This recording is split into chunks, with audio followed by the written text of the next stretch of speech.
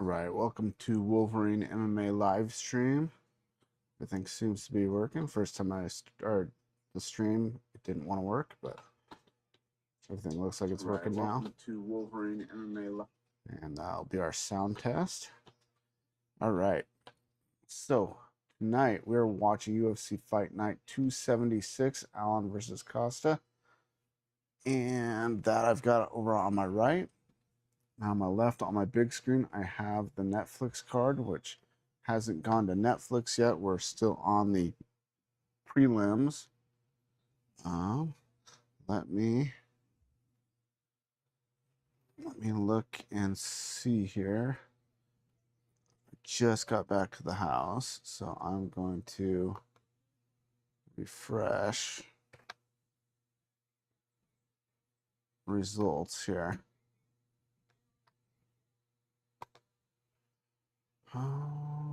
Switch my camera so I can look at this screen over here, guys. Okay. I do have the timer. I don't know how much I'll remember to use it tonight with two different events going at the same time.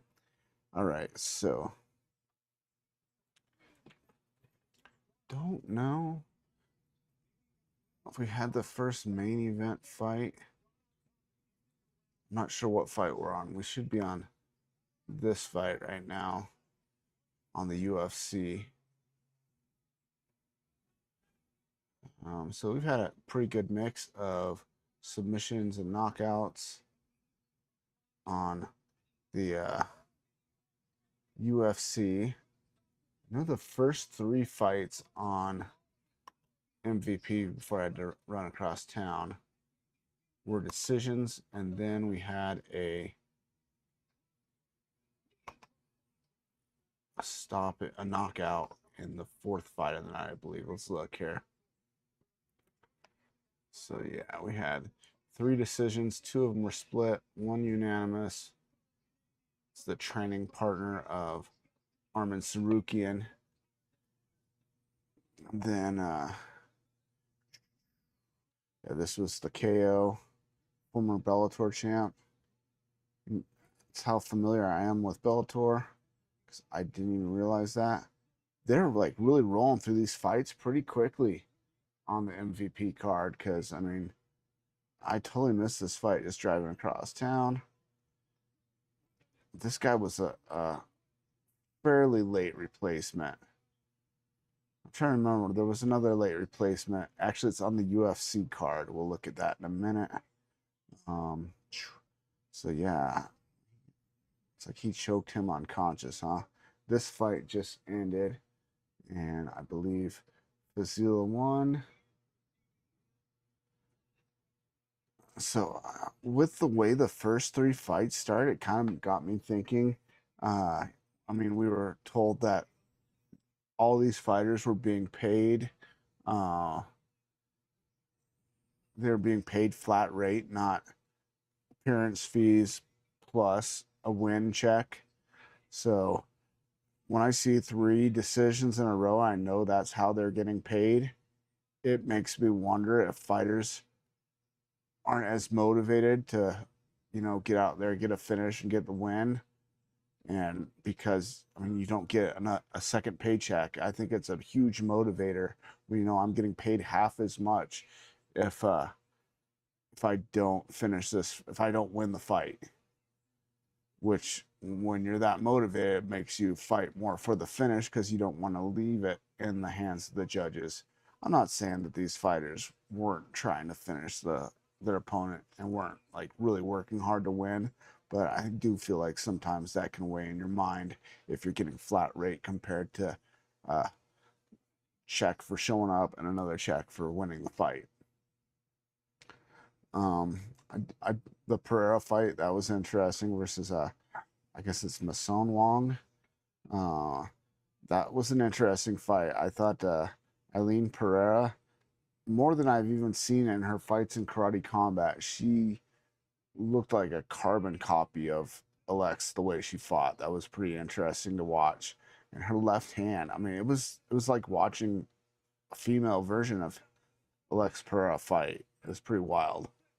But that was a pretty decent fight, I thought. Her opponent put on a good fight. I can see the split decision. It's hard when a fighter gets takedowns, but when the other fighter's like so far ahead on the striking, to me, and even when Sun Wong landed punches, they didn't seem to have any effect whatsoever on Pereira. So, but interesting fight. I did watch this first one. I didn't, man, Jenkins won. So I was not paying super close attention. Actually, I may have fallen asleep a little bit during that first fight of the night on this card. Had a really crazy morning, so it's been a crazy week. So yeah, I was a little tired and I was sitting on the couch watching the fights and I kind of dozed off. So I did not see all of this fight. But I did get the impression that it was pretty even from what I did wake up and see. All right. Then we had the unanimous decision and then three finishes in a row now. So maybe the card's kind of starting to turn around for the better. Now we've got, this is a really interesting one. All right, I am going to make predictions on this next fight. I'm not familiar with either of these guys. So we'll look at it. I might give a prediction after looking at the records. Of course, I'm going to make a prediction on the rest of the fights of the night for sure. All right, let's go ahead. The UFC fights. I'll make a prediction on this main event when we get closer to it. I can't even remember who Santos is. I know I've seen Choi fight a lot. Wellmaker, of course, I've seen. I'm not positive on Diaz. So this fight was changed. We got Bukauskas versus somebody else. Bellato was replaced by somebody last minute. We'll look at that also. All right, so on the UFC card, we are on this fight already because they started the main event or the main card already. Not familiar with either of these guys either. So let's go ahead. We're going to look at these last three fights, look at the fighters' records, and I'll give you my predictions on those three. Let's go to there. All right. Obviously, we got a big fight in the main event of the UFC fight night tonight. To me, that's a big fight. I mean, we got number 7 versus number 12. Let's look at the rankings really quick. I looked at this earlier. All right, so featherweight, we've got Arnold Allen is number 7 versus Costa, who is number 12, Melky Costa. I'm not going to try to pronounce his entire first name. Melky Azale, I think. Something like that. But we'll just call him Melky. That's a good fight. Number 12 versus number 7. You know, Melky's on a pretty good win streak. And Arnold Allen coming off of the loss to Gene Silva last. So let's look at these last 3 fights. First, let's look at this really quick just because this guy is last minute replacement. Christian Payne Edwards. We got Kuamba versus Sopaj on right now in the UFC. We're getting ready for the main card to start. Ooh, I'm gonna switch it up to Netflix here pretty quick. I'm guessing they're just gonna do preview stuff here, because that is the end of the prelims over there. All right, this guy is making his UFC debut super late notice. He is 8-4. Not the greatest record of late. I mean, his last 7 fights, he's won 3 and lost 4. This guy got a last minute call to come fight in the UFC. So interesting. I guess, you know, if you look at his last 4, he's 4-1. Or he's 3-1. 3-1 in his last 4 fights. Jake Collier, that's a former UFC fighter, I believe. Really quick. The name sounds familiar to me. Yes, we saw this guy in the UFC years ago. Big old heavyweight. All right. So, but this fight is light heavyweight. Or wait, you know what? They're fighting at 205. They're fighting at a catch weight due to the last minute replacement. So 8-4 versus Bukaskas. It's 19-7. Coming off the loss to Krylov last time. Knockout. He did make it to the very end of the 3rd round before he got stopped. That was the last second. He did beat Paul Krieg. Ian Kulaba. Dude, man. Yeah. I mean, 4-1 in his last 5 in the UFC. I am going to make a prediction that Modestas Bukauskas is going to win this fight. His only loss in his last 5 fights was to Krylov, who's top 8 of the division. Let's look at light heavyweight here. Light heavyweight.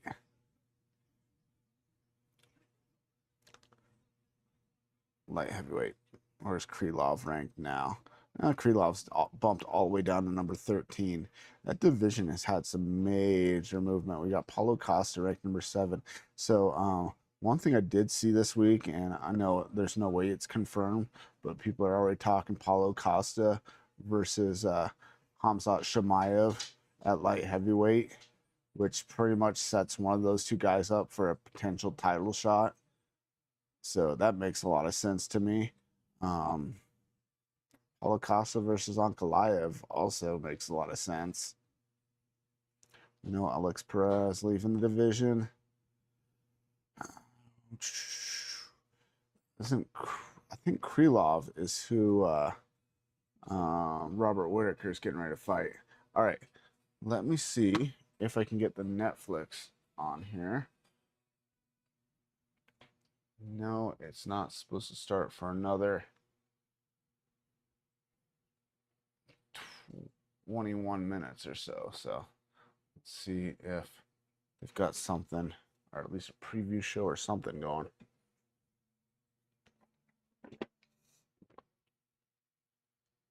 Come on.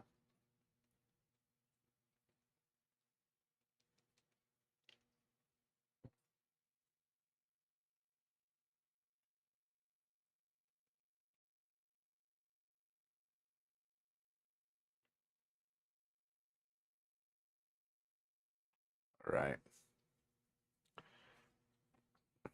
Let's see. What have we got here?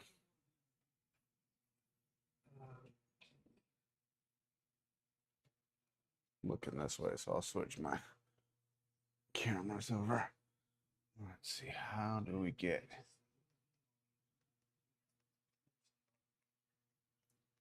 All right. For some reason my control is failing me here. All right. Search. There it is. Live today. Click on it. Reminder set. Okay, so I guess we're not going to get anything till right at 7 my time, so I'll just leave that on the preview screen here. All right. Back over here. So, what were we on here? Let's go back to this. So yeah, definitely going with Koskas and this upcoming fight. These guys are going, I believe, to the 2nd round right now. Okay, so then we got Malcolm Wellmaker. Of course, there was a ton of hype. He lost to Ethan Ewing. Hasn't fought since that fight back in November of last year. So this is a big comeback fight. He was 10-0 going into that fight. Remember they sacrificed poor Chris Motino to him. That's the only way you can describe that. Ooh, we got a groin shot over here on the UFC fight. Okay, so Wellmaker, we know what he's about. Let's look at Juan Diaz, because I'm trying to think. He's coming straight off of the Contender Series, 15-1. This is a tough one because, I mean, this kid is undefeated. Obviously a champ in a smaller organization. Lux fighting. I have seen some Lux fighting, some of their events. He has not lost since 2021, and he's fought 1, 2, 3, 4, 5, 6, 7, 8 fights since then. Won by a spinning back elbow knockout. We're seeing so much of that lately. It's crazy. Techniques that you never saw before, people are perfecting and winning with, like spinning back elbows, calf kicks. So many new things being thrown into the game. I never had to worry about somebody kicking me in the calf back in when I fought. I never even had anybody do like an oblique or a stomp kick that I can ever remember. I would probably be mad if they had. All right. This is a pretty tough one. Let's see what's his finish rate.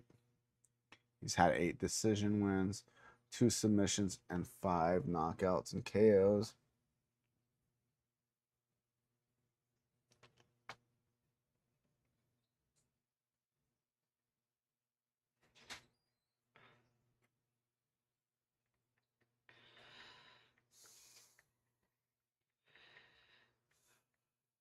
What? Live streaming? It's back wheel. Actually, just tighten your spokes. We're gonna need it for tomorrow. I need a spoke wrench to do that, Nate. It's in the garage. Is there a spoke wrench in that?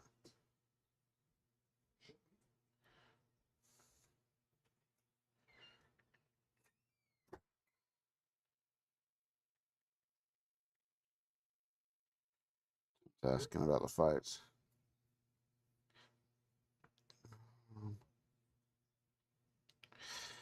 Apparently, I sent him the link for the YouTube, but he missed it. Oh, watch live. It's giving us the option to watch live now.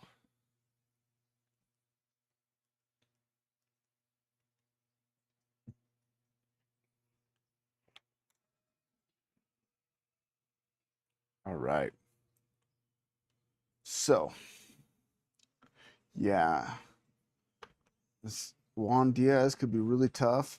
I'm going to go with Wellmaker in this one just because we've seen him fight before.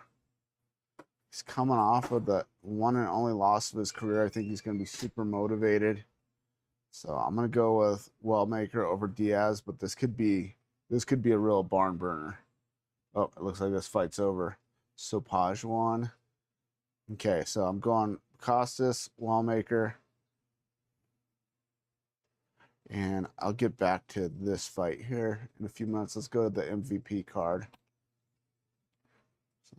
Let's go to this. Okay. All right. So we've seen all these fights are over. We had the last 3 were finishes. The first 3 were decisions. We got Dos Santos versus Despain first. Despania.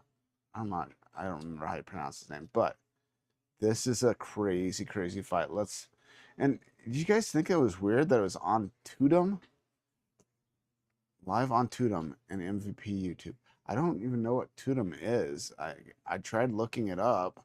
I'm sure you can look it up online, but I tried to like pull up like an app to watch the fights, preferably without all the commercials and ads. At least they were split screen ads for me. I know I've seen other live events where the ads like take up the whole screen and you don't get to see the fight you're watching live. It's just huge pain. So I'm sure people will probably complain about that, like they do, like they complain about uh, the ads during the Paramount UFCs. All right, but so let's go ahead. Let's look at fighters' records here really quick. Okay, so Dos Santos. Of course, we know a lot about Dos Santos. We know he likes to stand up and strike, and we know the same thing about his opponent. No, he's a former UFC champ. Wow, he had quite the string. He had a 5-fight losing streak. TKO'd by Ngannou, Curtis Blades, Rosenstruck, Cyril Gane, and I don't even know who this guy is. Oh, this was not in the UFC. So he went to Eagle FC and got TKO. Oh, it was a shoulder injury that put him out of that fight. Then he came back, beat Verdum and Alan Belcher in Game Bred fighting. So he became the heavyweight champ in Game Bred with this win. Didn't out. Am I thinking? Who am I thinking of? I'm thinking of the wrong guy. Who just fought in BKFC?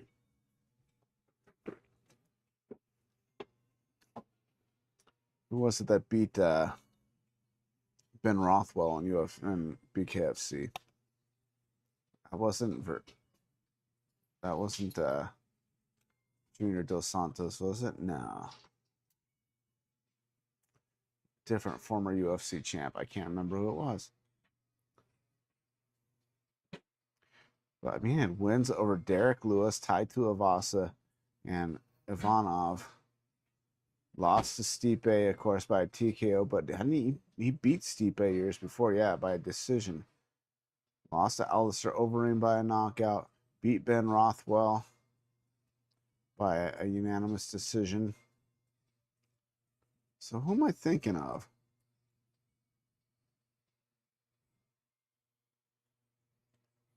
Who was it that just beat Ben Rothwell? It was somebody who had also beaten Ben Rothwell years ago in the UFC or somewhere. Was it Arlovsky? It was Arlovsky, wasn't it?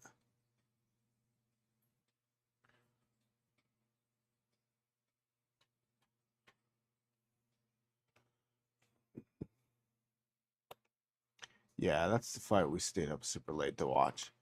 That's right. Okay, but I mean, Junior coming in on 2-fight win streak.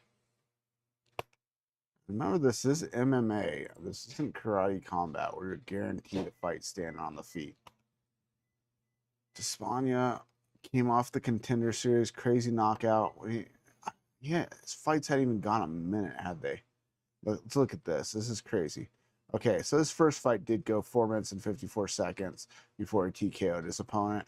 And then his next 4 fights in a row didn't go past 20 seconds.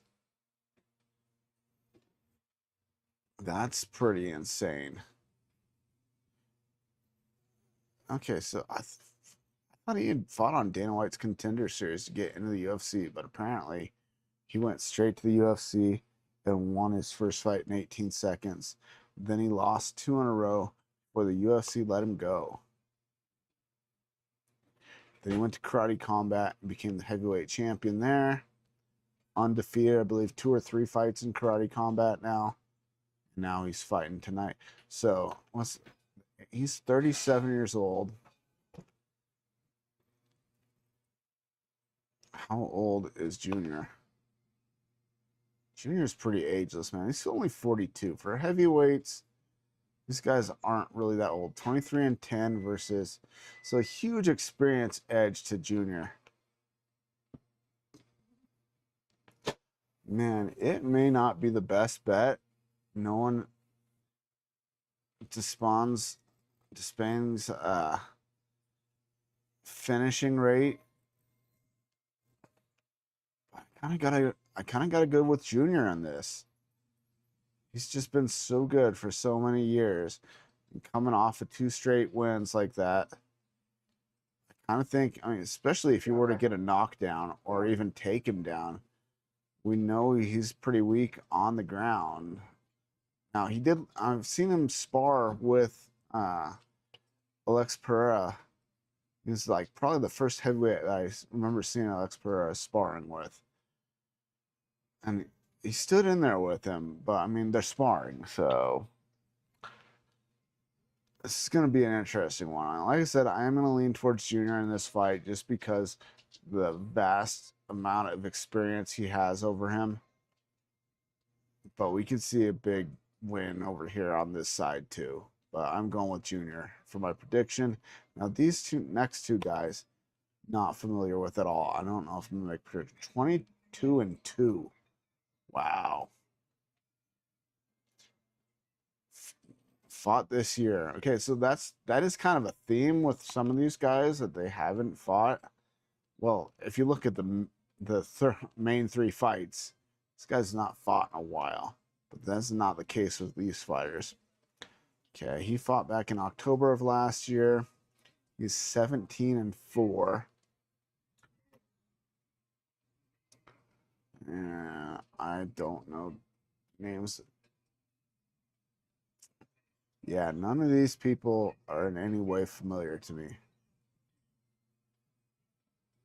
So it's really hard to judge a fight when you look at somebody's record and you don't know any of the people that they fought.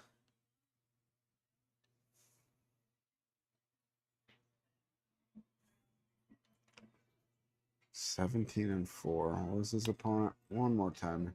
We have 5 minutes and 41 seconds until the main card on Netflix starts. Let's look back at Parnays one more time. 22-2. All right, I'm Marcin Held. I actually know who he is. Fought in the UFC a long time ago, didn't he? Let's look. KSW. I'm still, winning a fair amount. Tan Schultz, of him. It's one I lost to him. Diego Brand. So this guy has fought some. Oh well, he fought in the UFC. Beat Hast Parast. That's pretty impressive. I remember his fights from way back in the day in the UFC. He came from Bellator, went to the UFC. I believe he had been a Bellator champion. Yeah, this first fight of the night is going to be crazy. Yeah, I'm going to have to go with this gentleman. 22-2. That's a pretty good record. Knockout win over Marcin Held.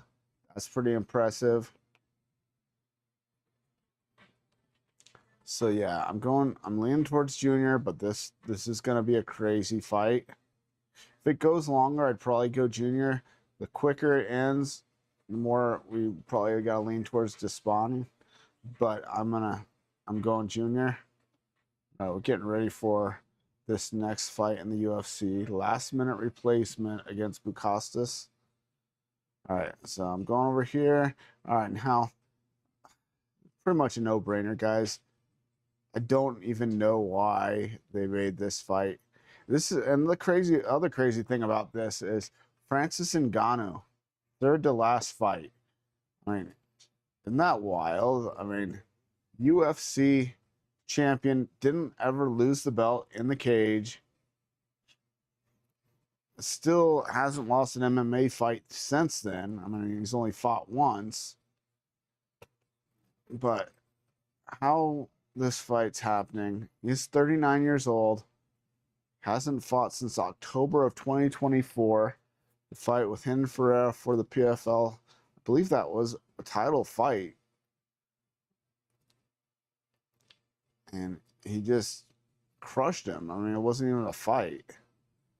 It's totally one-sided. Knocked him out on the ground with punches.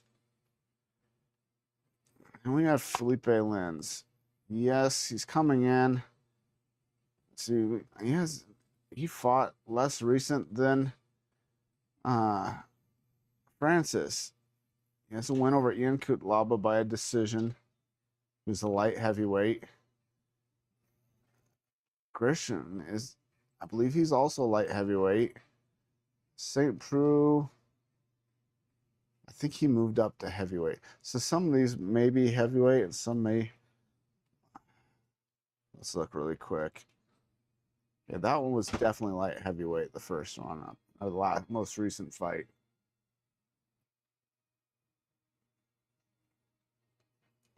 All right, 25 and 12. Oh, I'm looking at, this was the full card, so looking for Lenz here. What weight did he fight at? Felipe Lenz. Where did he even fight on this card? First fight of the night. All right. Okay, be good.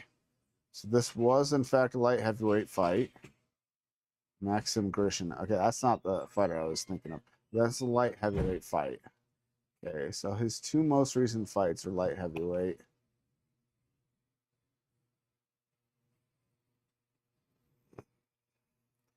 Okay, and this one might have been heavyweight. So I know Oven St. Preux moved up to heavyweight. Let's look. I remember this event. I don't remember where. Okay, where is he on here? His third fight of the night. Did win by a knockout. That was also at light heavyweight.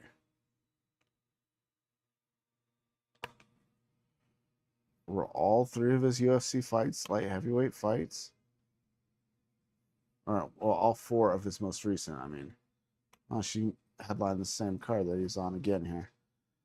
Lenz. Felipe Lenz by a decision. That was also light heavyweight. So his 4 wins in a row in the UFC were all at light heavyweight.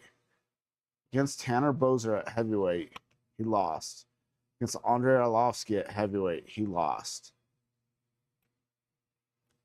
Man, this is a long time ago. This is the Dan Hooker versus Dustin Poirier card. Where are they at here? Lenz. Pass it. I'm not seeing it. Felipe Lenz. Should be on the. Oh, there he is. Third fight from the. Yeah, heavyweight. Anytime he fought heavyweight in the UFC, he lost. So he had 6 UFC fights, 4 and 2. I just don't see how this is going to be anyway competitive.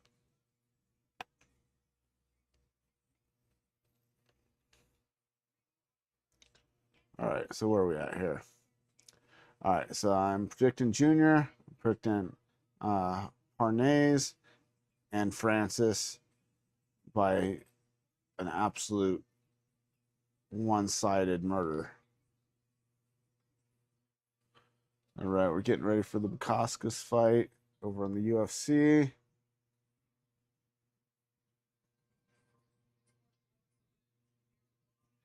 Okay, I gotta get rid of the subtitles. I don't want the subtitles going during a live event.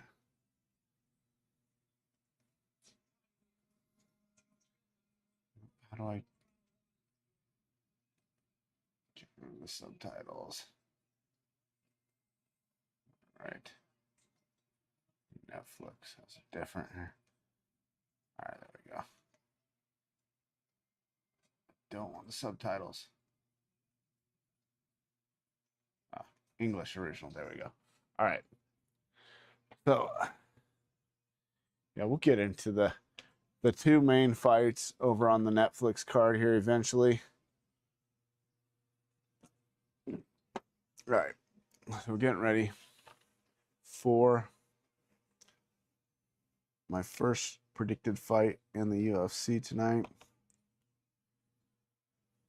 Oh, where are we at? Bukowskis against last-minute replacement Christian Edwards. I'm going Bukowskis, and then I'm going Wellmaker in the next one.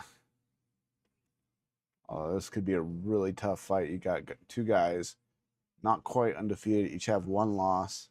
Wellmaker coming off the loss, but you know he's going to be motivated. And he still went the distance in that fight, even though he lost. All right. Let me see if I can do my timer here. I don't know where my timer is. Oh, it's over there. Oh, I'm late on the timer, guys. And it shrunk. Why did it shrink? Okay, I'm having all kinds of issues with this timer. Move it over here. Oh, now it went back to the normal size. All right, so apparently if the timer floats over to my other monitor, it shrinks. All right, so the timer is off by like 8 seconds, guys. So we're on Bukauskas versus Edwards. Bukauskas pushing forward. See how Edwards performs. I mean, if he does halfway decent in this fight, he's probably going to get to come back for at least a couple more fights in the UFC. Taking it this short a notice, they got to give the guy some credit for that. Edwards has a really big head. It's a big target. I don't know. Maybe it's just the camera angle.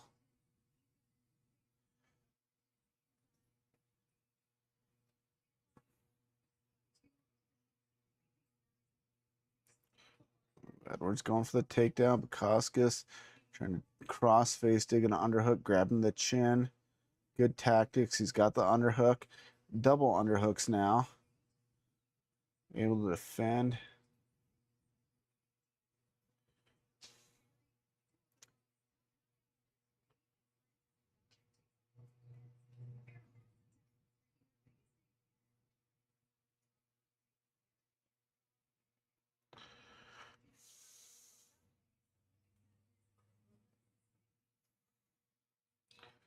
And this JDS fight versus Robelis Despania. This is going to be a good fight.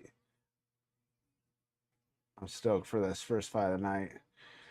We got Ariel Helwani as a desk commentator. I do like the commentary team of Kenny Florian and Mauro Ronal. I don't really want to get into the whole Ariel Helwani thing. He kind of annoys me. You know, as far as like analysts of fights, I really prefer the guys who have fought or former fighters like Chael Sonnen. You know, think what you want of Chael and his career and the, you know, steroid use. The dude is super smart. Um, he knows and he's very good at analyzing fights. Uh, so Edwards has Bukauskas up against the fence still. Also, I really like DC. His analysis of fights is really, really good. There's 2 division champion. Just super smart guy also. I really liked Good Guy, Bad Guy when DC and Chael did their show together. I think since the ESPN deal ended, that ended. Then, of course, Kenny Florian is great now, has great fight analysis. Always been super high on the MMA intellect and jiu-jitsu knowledge and Muay Thai. You know, king of the slicing elbows as he was in his fighting days. Then Bisping, man, that guy, I love his analysis of the fights. As far as non-fighters that are fight analysis guys, Joe Rogan, of course, awesome, but he's a lifelong martial artist. He knows what he's talking about. Um, Also, John Anik. I don't know if he trains in martial arts. Him and his twin brother both do great jobs uh, analyzing fights. They study the game. Now, guys like Ariel, just he gets on my nerves, man. Um, Also, Nina drama, she's annoying. I'm just not into. Or what's his face, the MMA guru. I don't. I I really appreciate the guys that study the game or that are former fighters. I don't like the ones that are always just trying to get controversy going and stuff like that. It's stupid. I guess that's why Nina Drama has the nickname Drama, but I'm not going to get too deep into that stuff. I don't like all the stupid drama BS and the stuff that's been going on the last couple weeks, of course, with all the stuff Errol's been going after Sean Strickland about.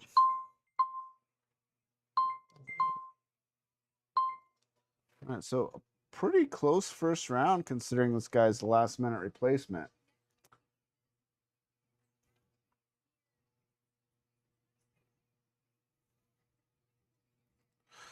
We've had, of course, a lot of talk back and forth with Ronda Rousey and Kayla Harrison. I didn't realize that they had actually competed against each other in judo, in like Junior Olympics or something. And Ronda was 18, and um, uh, Kayla Harrison was only 15 years old. So I mean, of course, Ronda won, but if you look at what they've done since, I mean, Ronda get a bronze or a silver, and Kayla was a gold medalist.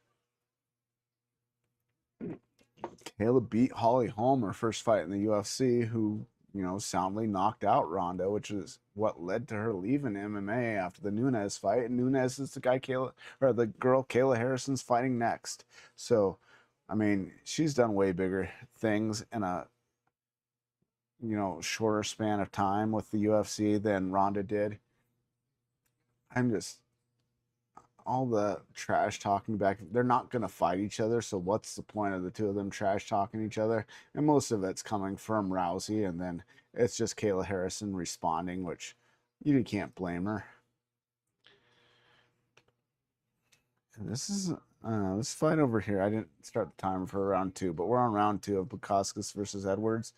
Edwards giving a pretty good account of himself. I think he may earn himself a contract with this. This is kind of like being on Dana White's Contender Series, except you took the fight on like a few days' notice. They adjusted the weight class, which is cool, so they didn't have to cut a ton of weight on a few days' notice.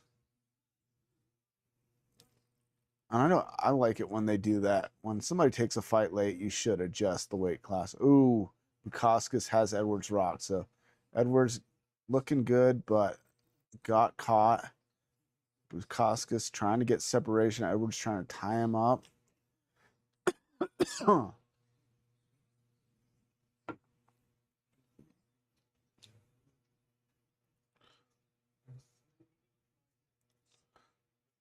And Bukauskas has got an underhook, inside control with the other arm. He needs to try to break out of this because he landed a solid right hand. They just showed it on the replay to the jaw of Edwards. Wobbled Edwards momentarily, but he recovered pretty quickly. Got into this clinch.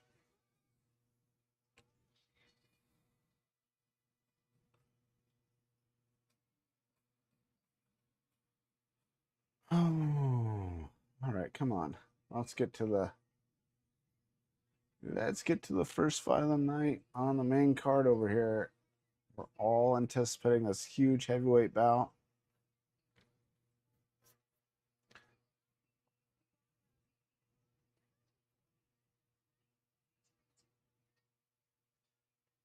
Oh, Bukauskas just landed another big right on the nose.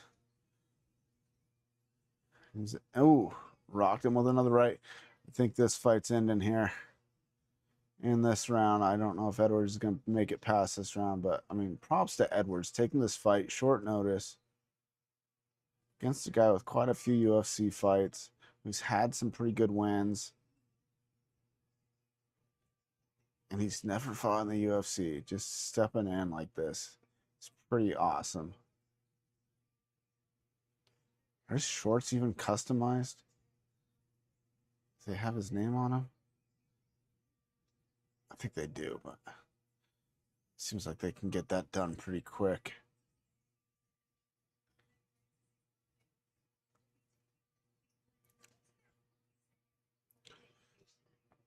Well, Koskis needs to get separation again. He's got him pushed up against the fence. Yeah, he did. His shorts say Edwards on him. So they had enough time to get his shorts printed for him. But Koskis really needs to disengage, try to land some more punches because he's had him hurt 3 times now. He could potentially finish him. He's got a minute 10 left in this round.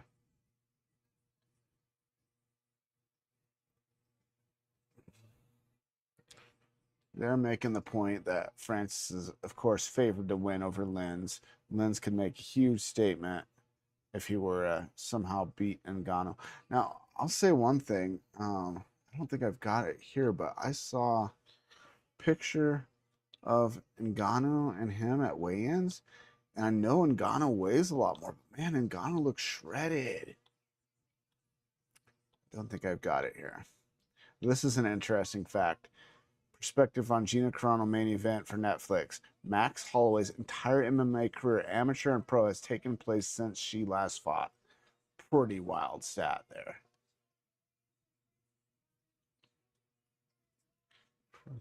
Gina next to Nate Diaz. Oh, this was interesting, guys. You see this on the screen. This is from November 2016. Glad to see Ronda Rousey lost her championship fight last night, was soundly beaten, not a nice person. So I guess we know now. I never knew that he had made that tweet way back then. But now we know why Ronda Rousey laughed when they asked her if she would fight on the White House card. When reporters asked her about that, she said she had no interest in it. I was like, I wonder why. And now we know. Because her and Donald Trump, not good friends. We know who he's rooting for tonight. Tell the tape. It's crazy. We got one fighter who hasn't fought in almost 10 years and another fighter who hasn't fought almost 17 years. And these guys haven't fought MMA in a while. Both been doing boxing, and Mike Perry, of course, has been doing BKFC. And we got these two guys, both haven't fought in almost 2 years. Lenz just has, look at that weight difference, man. It's just, when we saw this fight earlier, I talked about that one. All right, we are on round 3 here. Edwards survived round 2. But if you're Bukauskas, you got to think you're fighting a last-minute replacement here. You really need to finish this fight, because it's going to look really good for Edwards if he makes it the distance. It's going to look really bad for Bukauskas if Edwards goes the distance. Yeah, you had a change of opponents, but you're fighting a kid who took the fight on a few days' notice, who's never fought in the UFC. All right, we got Kenny Florian and Mauro Ranallo here. Awesome commentary team. We heard him commentate on Pride forever. Kenny used to commentate on the UFC. I believe he commentated on PFL for quite a while. Obviously, a 2-division title contender in the UFC. Fought in like 3 or 4 different weight classes in the UFC. He started out 185 on the Ultimate Fighter and made it to the finale against Diego Sanchez. Yes, he got steamrolled by Diego, but Diego was so friggin' good back then. Once he moved down to 155, though, he did so good.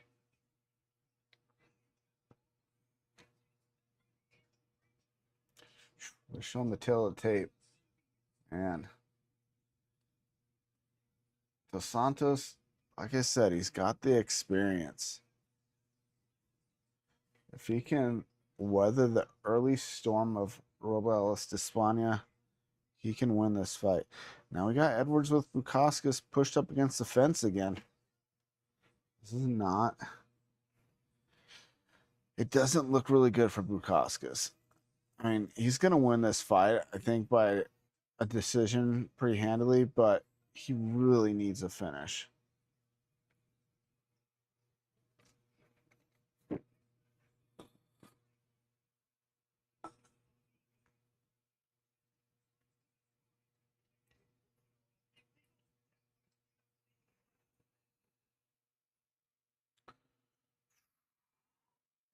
Koskas needs to get out of this clinch and try to land that right hand again. Throw some combos.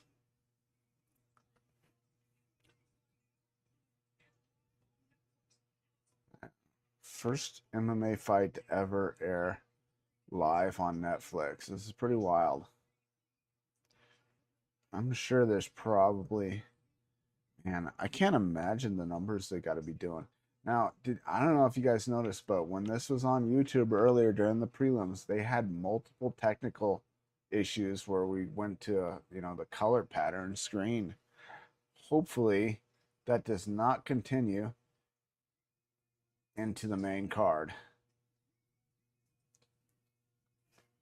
Thus far, so good, but it's usually when the fight starts, the first fight starts, and something goes wrong. Well, people have given the UFC a lot of crap because of Paramount having technical issues. Now, is this fight taking place at the Apex? Where is this fight happening? I'm calling it a triple main event. Where are these fights happening tonight? Oh, it is the Apex. I was wondering. I couldn't tell. There are quite a few empty seats, even in the Apex, where you don't have many seats. This is interesting. The UFC put this card up against the first Netflix card. Now, like I said, the main event, this is a big main event in the UFC. To me, it's big. But to just the casual fan, how big this fight is, I'm not sure. This guy, Robelis Despania, is a friggin' monster. I will say that for sure. But I'm going to lean towards the former UFC heavyweight champ. Multiple time UFC heavyweight champ. Now I'm going to have to look. How many times was he heavyweight champ?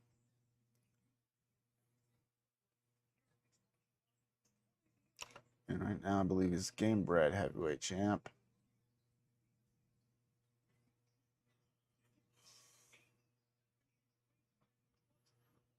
Let's see.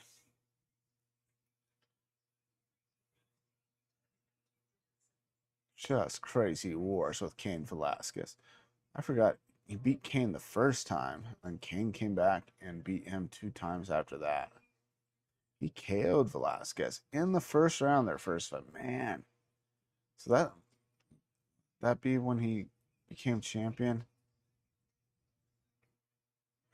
When did Cain become heavyweight champ?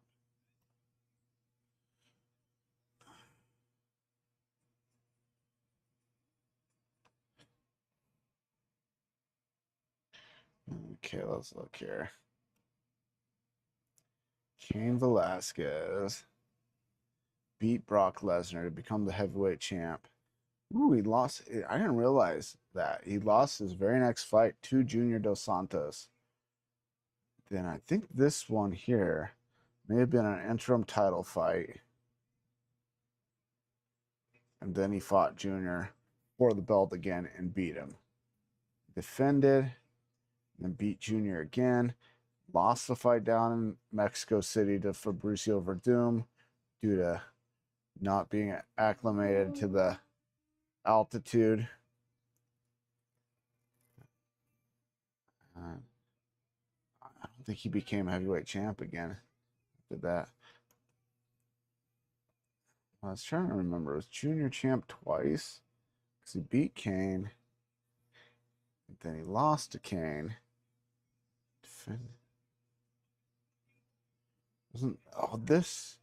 This fight was for the interim title, and then he fought Cain again after that and lost. Beat Stipe. What a crazy career. All right. We got a decision over here. I'm saying Bukowskis gets the decision, but still, yeah. Got the decision, but man, doesn't look good when guy by a split. Yeah, that looks really bad for Bukowskis, but it looks good for Edwards because Edwards is probably going to get at least a couple more UFC fights off of that.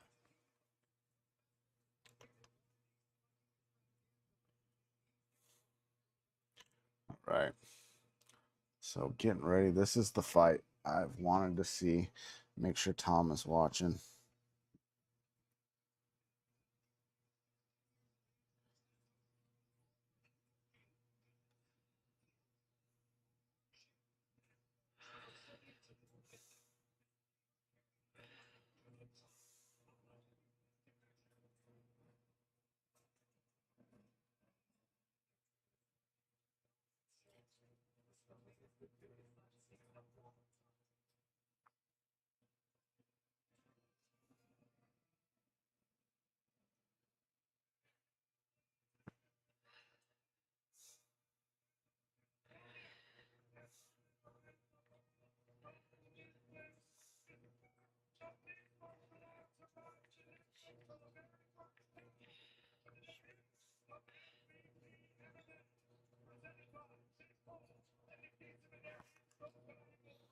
So you guys gotta look at something for Tom really quick. Kuwamba.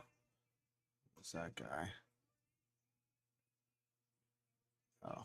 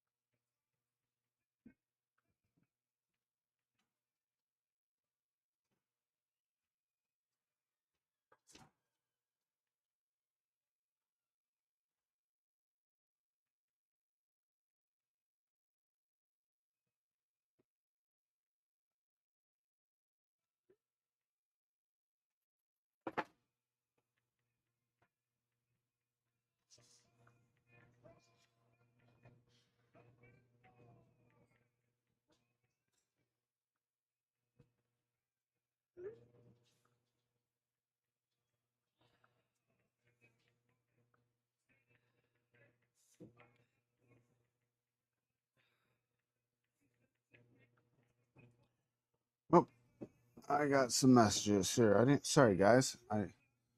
Junior DeSantos a beast. What time does it start? It's on right now.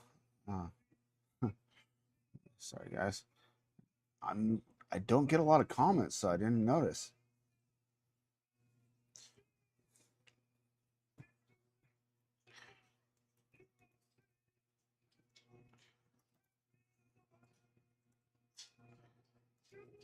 Ah, can't type.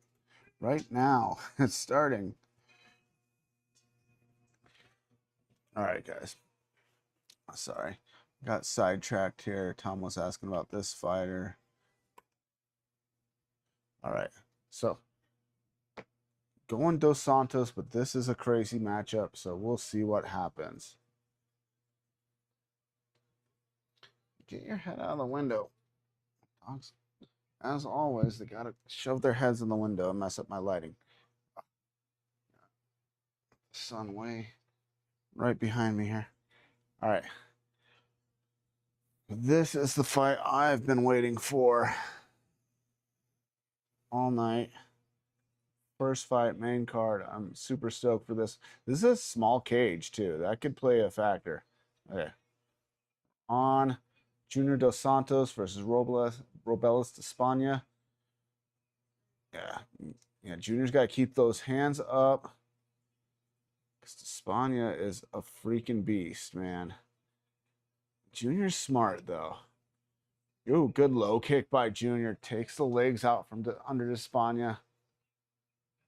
Don't end up like Sam Alvey. Speed of Despania is scary. Speed and the power. Junior's got to keep moving. Like I said, this cage is pretty tight, man. And it's a hexagon instead of an octagon, so it's easier to get cornered. Oh, Junior goes for. See, this is smart, Junior. Wear him down. This is we know that's where Robelis Despania has been weakest, is in the cardio, kicks the legs out from under him a second time, does JDS. 42 years old, looking really sharp. Opponent's 37th, so they're both, you know, up there, but not for heavyweights. We've seen heavyweights fight to 45 and still be super competitive, like Junior is. Like Randy Couture, Dan Henderson. You definitely got to put Junior in with those guys. And Arlovsky. Those guys, they just keep fighting. He's being smart. He's keeping his hands up. Good guard by Junior. I'd like to see a little bit. He's moving his head when he needs to. Constant heavyweight is probably a lot to ask for from a heavyweight. We used to see that with Kane. Velasquez was really good at constantly moving his head. Oh, a couple good shots by Robelis. But Junior's fighting good here. He's attacking the legs. He's faking shots, going for shots. But that's what he can't do. He can't miss with a shot and eat one like that from this dude. Ooh, big uppercut by Robelis. Junior needs to keep moving. He's standing a little bit too much in the middle. My taste here. Oh. Robelis coming after Junior. Come on, JDS. Come on, stay in this. Circling back out to the middle. There's a stance switch. He's standing southpaw now. And Junior kicks his legs out from under him again. Junior's face, look, he's wearing it a little bit. He's got some blood coming from his mouth. His right eye is already a little bit swollen from the left hand of Robelis. That uppercut's scary. Man. Just reminds me of when Ngannou threw that uppercut. Oh, no. Oh, man. Wow. Well, so, yeah, if you're watching, which you should be, Junior just got knocked out. Solid punch. Oh, my gosh, man. I'm not sure if he knows where he is. That was freaking brutal, man. This guy is so good, man.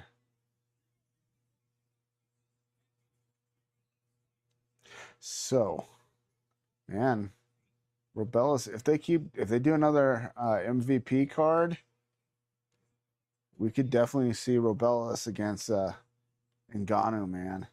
That would be interesting. Where's the knockout blow? Oh, it was 3 in a row, man. He just those punches just moved Junior's head. Oh my gosh. That combination was brutal. First right hand lands, upward left, and then it's a overhand right on the chin. Nasty. Wow. That was pretty wild. All right, so I got that one wrong. I kind of went with the underdog. Junior wasn't necessarily doing anything wrong, man. It's just that speed and power in a stand-up fight. It was a good matchup for Robelis to Spain. All right, we got the Wellmaker versus Juan Diaz fight getting ready to start. 10-1 versus 15-1. Wellmaker is the favorite against newcomer Juan Diaz. All right, so I'm gonna switch my monitors or my cameras here to my one on the right, and we're gonna go over here and watch this UFC fight.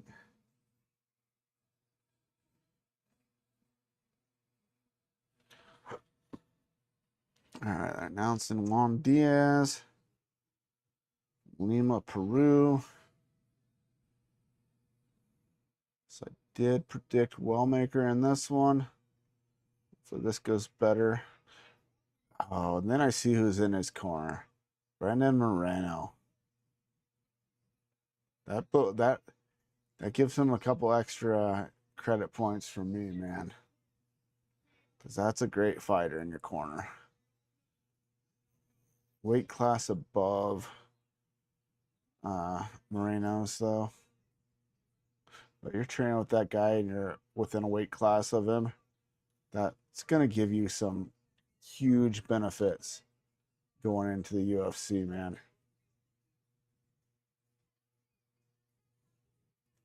All right, try to get the timer going for this one over here on the UFC. Round one, Wellmaker versus Diaz. Referee taking a minute here. Okay, we're on.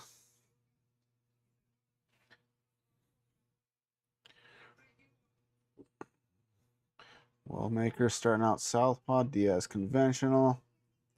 See who controls the foot position here. Thus far, they're kind of just matched up toe to toe. Nobody's really trying to step outside yet. Though, if I had to look at one that might be going that direction, I'd say Diaz. But sometimes, if you're really fast, you can have the inside foot position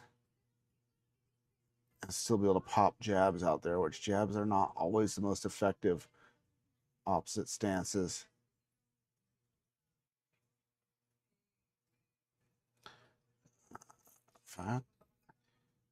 So, just first impressions, Diaz looks a little stiff. His different look in his face, while Wellmaker looks very calm.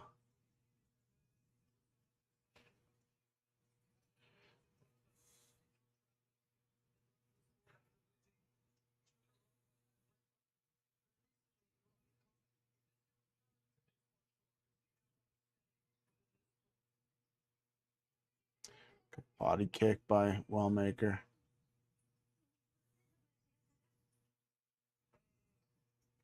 Diaz has more fights, but Wellmaker been in the UFC.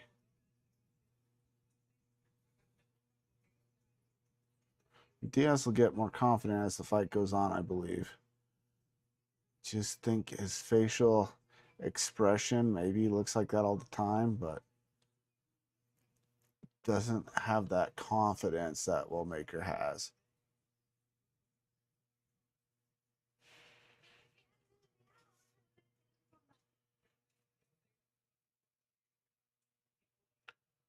So what do you guys think so far? Do you think the Netflix card, we've had knockouts, and I don't know what kind of bonuses they're having. Maybe they are giving bonuses for knockouts, for finishes. It's what, 4 in a row now. We've seen knockouts. He wants Francis next, he says. So we've seen finishes in the last 1, 2, 3, 4 fights now after 3 decisions. Not a ton happening yet. This guys, they're just kind of finding their mark. Wellmaker has landed some good body kicks. You can see some redness on the arm and on the side of Diaz. And Wellmaker switched to orthodox momentarily and back to southpaw now. I can see him step outside and throw a hard right low kick, but he gets out of the way of a big punch by Diaz. Diaz goes for the clinch. Wellmaker, Diaz has his back, but Wellmaker is trying to break the grip, get separation here.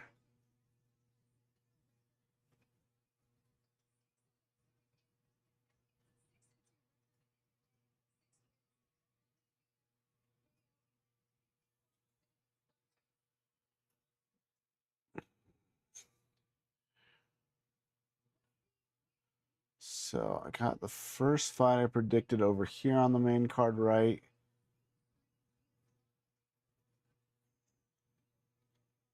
Yeah, I'm predicting Wellmaker in this one. I got the first fight that I predicted on the main card of the Netflix card wrong. So I went with the underdog JDS. old dog. He wasn't doing bad right up until that last 3-punch combo. But when, I mean, stand up is JDS's main game, so it's kind of tough when you're up against somebody that's that good as with the stand up. It was definitely a good matchup for Robelis because he didn't have to worry about getting taken down. Going with Parnays in this next fight here on the Netflix card. This has a better record than Kenneth Gross.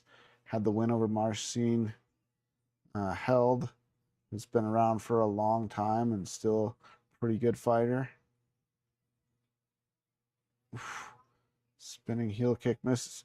Oh, that was more of a slip. And then there was a knee while he was down on his knees. All right, crazy end to that round.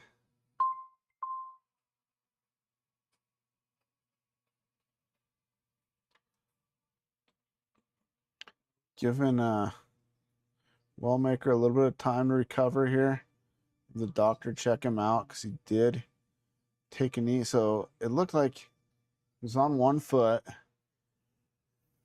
Diaz landed a punch that pretty much just knocked him off balance, but then he kneed him while he was down on his knees. Both knees clearly down. That's definite foul. They're going to show it here. So he threw a front kick, was on one foot. He may have even blocked that punch. That knee hit more of the body, it looked like, from that angle. Let's look here. Okay, this angle, yeah, that knee hit more of the body. I don't think yeah, he's saying it hit him in the chest. Yeah, clearly. I don't think there needs to be a penalty or anything. Let's just go to the break and give these guys their second round. So yeah, like I said, looking at the records, it kind of looked like it'd be a pretty competitive fight. I can't see how anybody's that far ahead yet. Yeah, that clearly hit the chest. From every angle they've shown, I think that hit is pectoral. I think the referee is warning him, be careful. Not going to penalize him though. They're going to, all right, can we actually start the break here? That was the bell. Are they going to, what are they doing? Dude, they still got cameramen in the cage. There's literally maybe 1 second in the round. What are they doing? Why are they going to restart them? It's like 1 second left in the round, if that. Oh, they touched gloves in the bell ring. That was dumb. I should have sent them back to their corners. I don't know why they did that. My timer went off. Hey guys, check this out. This is pretty cool. A snapping turtle. Pre-printed snapping turtle that my wife got on Temu. We have a real snapping turtle over there. He's not crazy about this thing. If you guys have checked out my other channels, I have one called Turtle Vision. We've got our outdoor turtle sanctuary with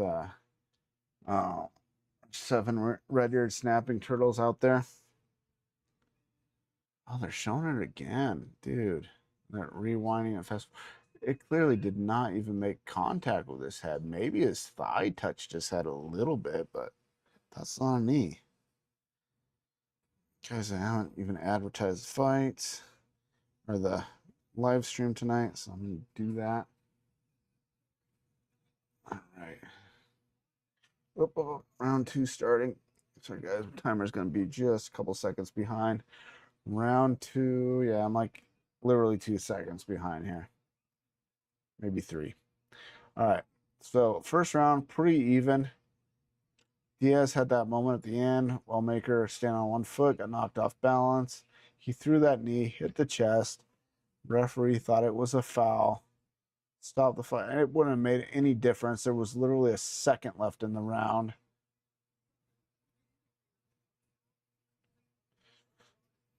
Wellmaker may have finished that takedown if Okay, so Diaz 53% on Polymarket right now.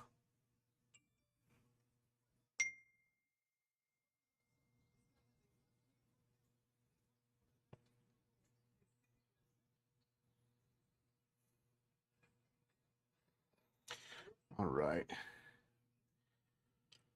Oh man, so much going on here, guys.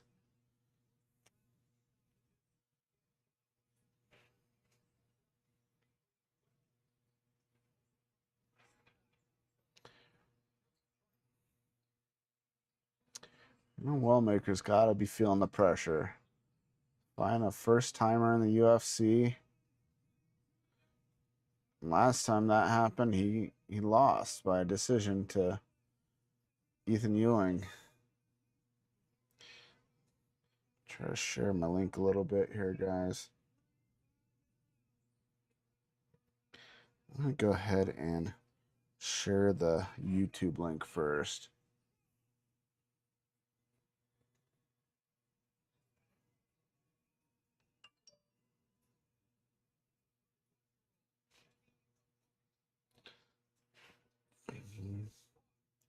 Man, Diaz looking pretty good over here.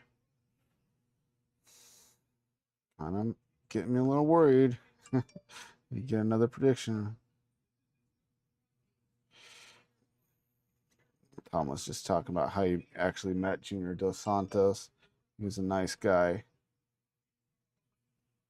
And Tom has met a couple big name Brazilian fighters because he used to live next door to a lawyer gal who represented a bunch of the Brazilian fighters. Let's see, share. Copy link.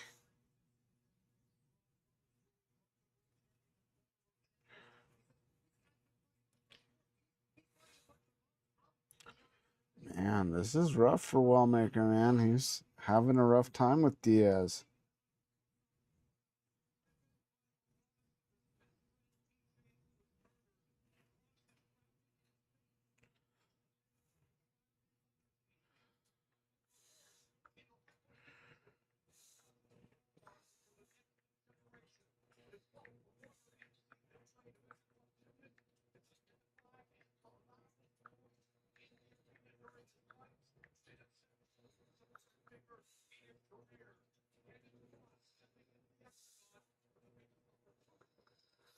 All right.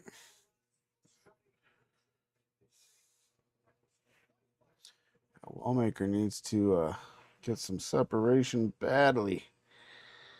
This is not going well. All right, so I'm going to share this all over Facebook, try to get some more people.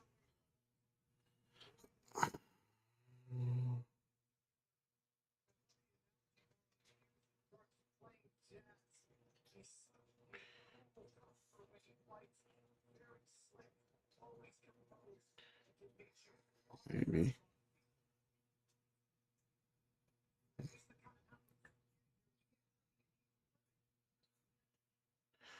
Just...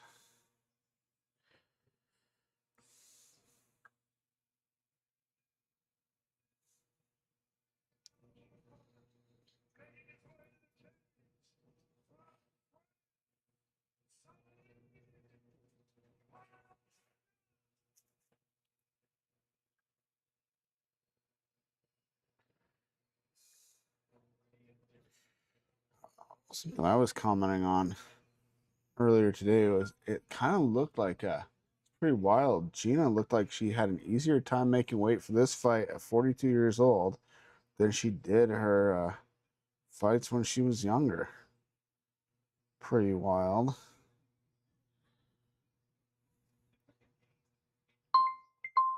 All right. Oh, that's right. We had a delay in the action, didn't we? Did we? Oh, I looked away and the fight is over. Wellmaker lost. Oi.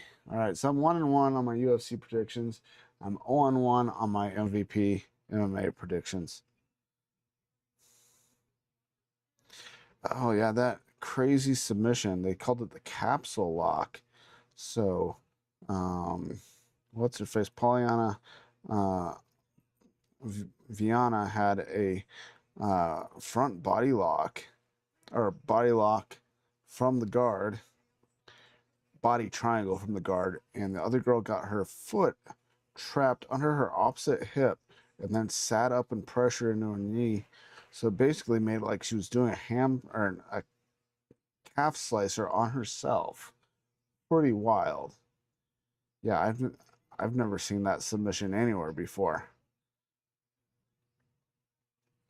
So Wellmaker has now lost 2 in a row after having so much hype around him.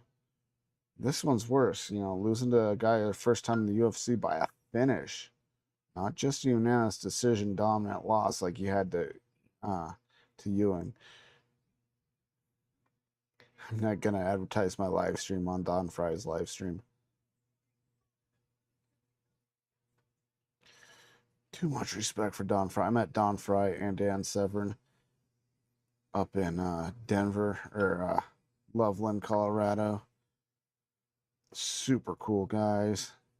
I'm sure I've told the story on stream before. I'll tell it again at some point. What is this? Right. Just trying to post. Share this around. We did get a few more people pop on to the Rumble stream, advertising the YouTube stream, and we get some more people on the Rumble stream. I have a ton of subscribers from years and years ago on YouTube, but how many are still active? I don't know. It's 780 something, maybe.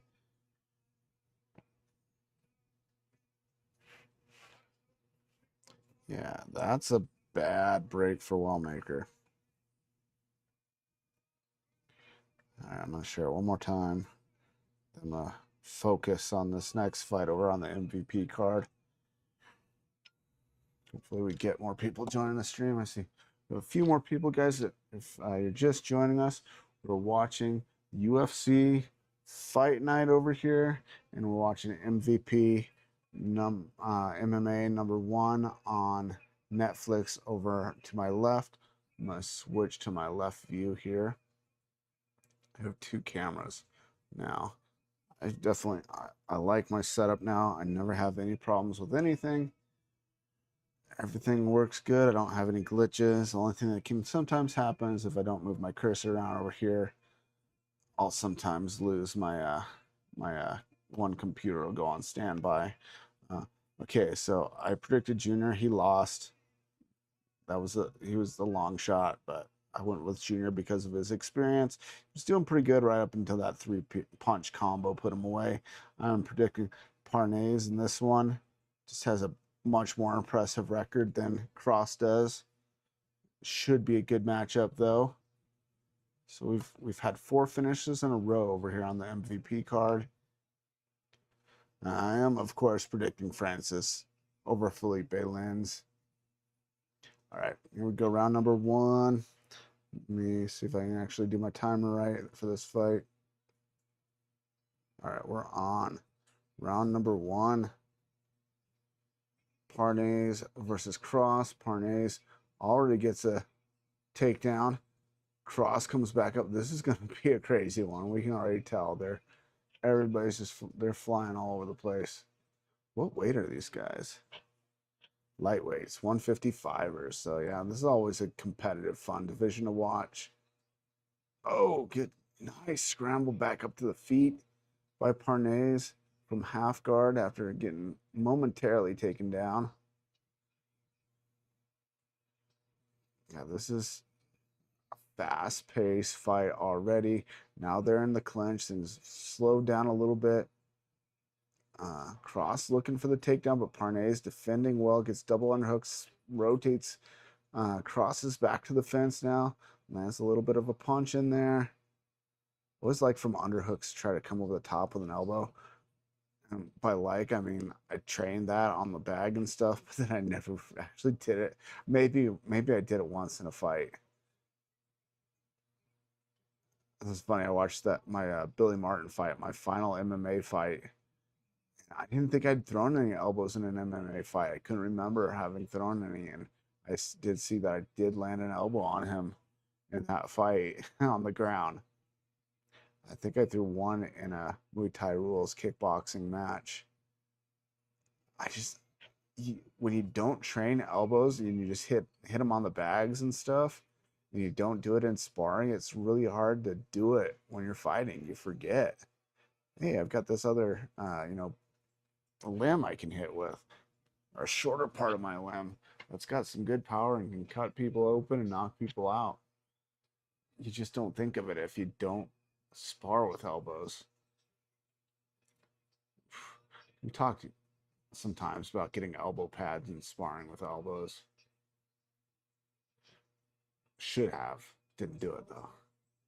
Oh, big punches by Parnasse with Cross up against the fence. Cross looks like the grappler, but he's swinging some punches out there. Really wide eyed. Seems to be super aware. Both these guys, these are good fighters.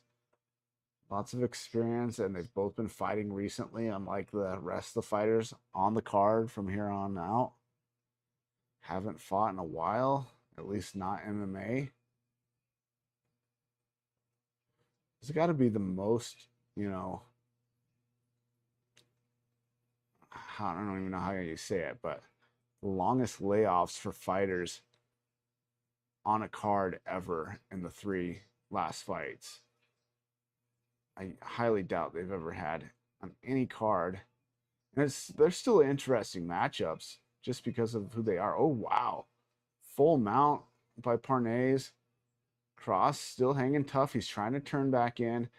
I gave up his back. Body triangle by Parnasse. Good defense, though, by Cross. Cross trapping that arm on the wrong side of his head and really driving his head into that elbow. Oh, but now he's flattened out. Oh, this is dangerous. Now he's got the hooks in, flattened out. Cross still trying to roll and get out. He almost has like a half guard, but he's stuck here. He's taking some shots. The referee could stop this if he eats too many shots. Some of these shots are hitting on the back of the head, though. He's got to be really careful. It's tough when you're in this position, though. Who's the ref? Let's see, is that it's what's his face? Jason Herzog. Oh man. Cross still trying to hang tough, man. This is craziness, man. This is a good fight. Watch Cross comes back and gets a knockout. Cross seems to be outgunned here, but man, he's hanging tough. And he goes down from the body shot, and Herzog jumps in and stops it. Body shot, man. When somebody's so tough and they're taking all those headshots, you got to go to the body. I think I showed my did I maybe I haven't yet, my kickboxing match with Ty Hamblin. Oh, slammed solid punches to the guy's face, kicked the dude in the head, I believe 6 times total. Phased him a little bit, but I could not get that guy to go down. I knew his legs were probably his weakest area, and I started kicking those legs, and that led to the knockout, man. I ended up stopping him with low kicks. But sometimes guys are just so tough.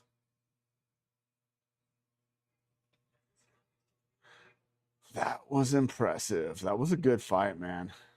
His opponent was tough, man, but that's what you got to do. One of my last times cornering fighters, I think I cornered 4 fighters and or 5 fighters, and 4 of them won. And most of the ones that won, it was due to body shots. Body shots were so important that night. One of them, it was a grappling match, and there wasn't the body shots, but the other 3 wins were all tied into those body shots. Guys were tough. They were taking headshots. And the one fight was a girl fight. And man, girl Linda was her name. She drilled some body shots into this girl. Definitely, that stole the fight for her. I got the fight won for. The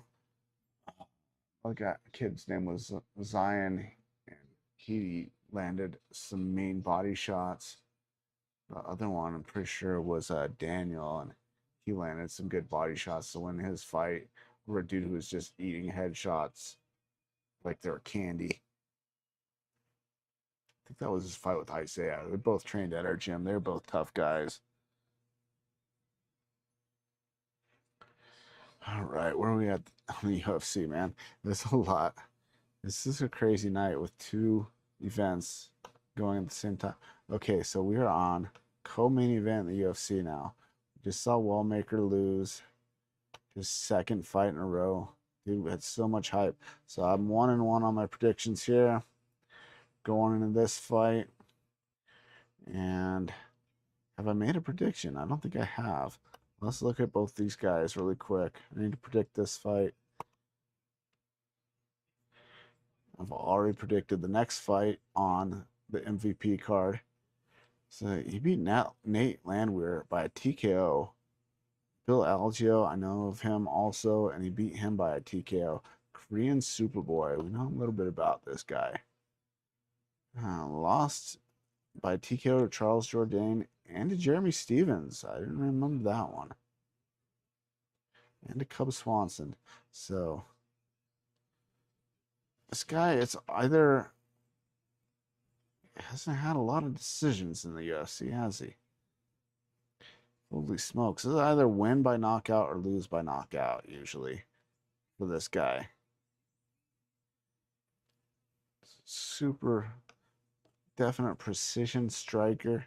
He's now 35 years old, so Korean super not quite boy anymore. That was a crazy fight over there, though. All right, so we looked at his. Let's look at Daniel Santos. I'm not super familiar with him.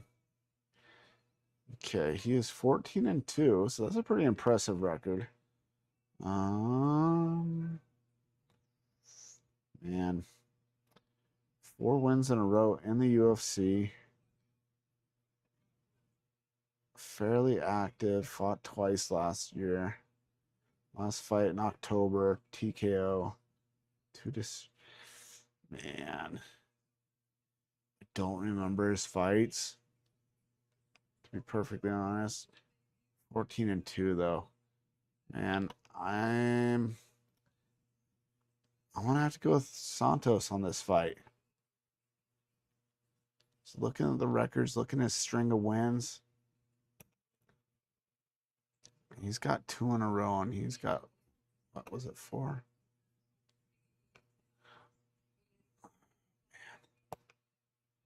One more time here, Daniel Santos.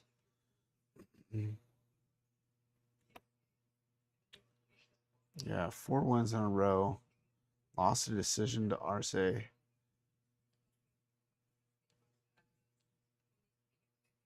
His first fight in the UFC, 2022.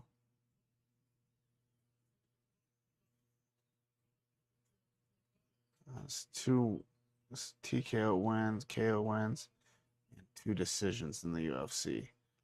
Fight winning streak though. 4-1 in the UFC, 14-2 overall. Yeah, even though I don't remember his fights, I'm going Santos on this one. Choi's tough as heck too. It's gonna be interesting. We'll come up to the big one. One of our big fights on the MVP card here.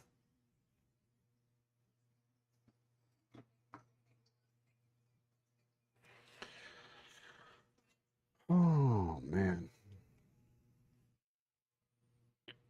Here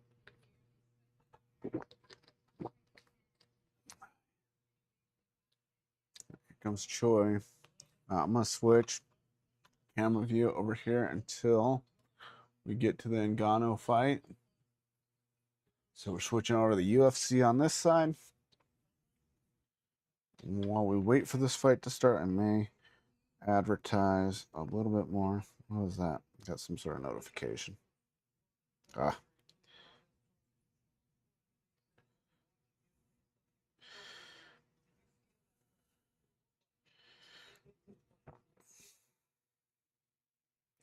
All right, let's see here. Let me get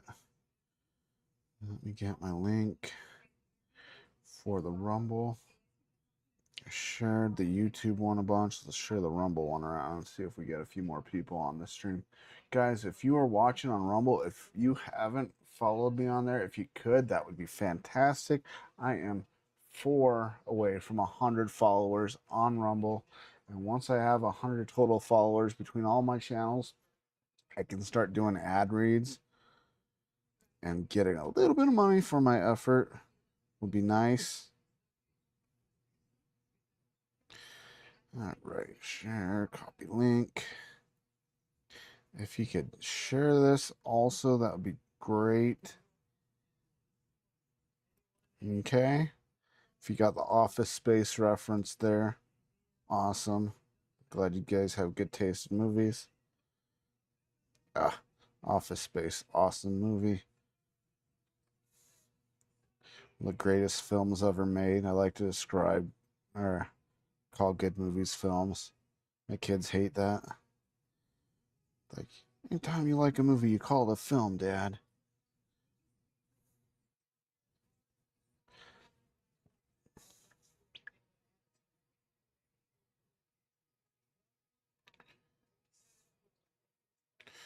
I haven't posted to my own page yet.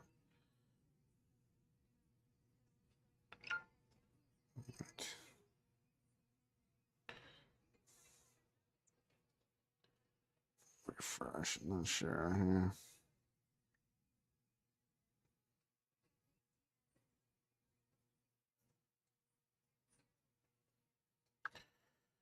All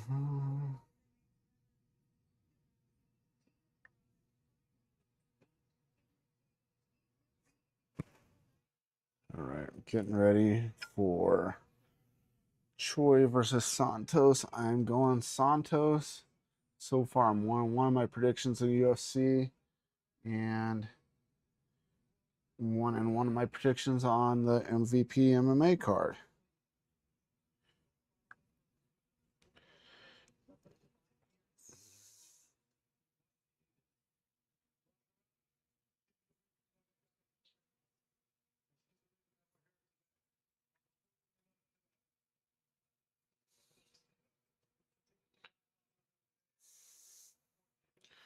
Talking with some of the promoters and MVP.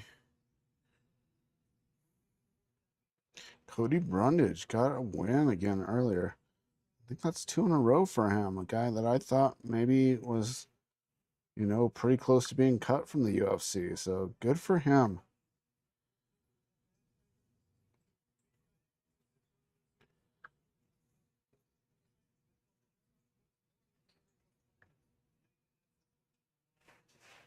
Oh, we're getting ready for this fight.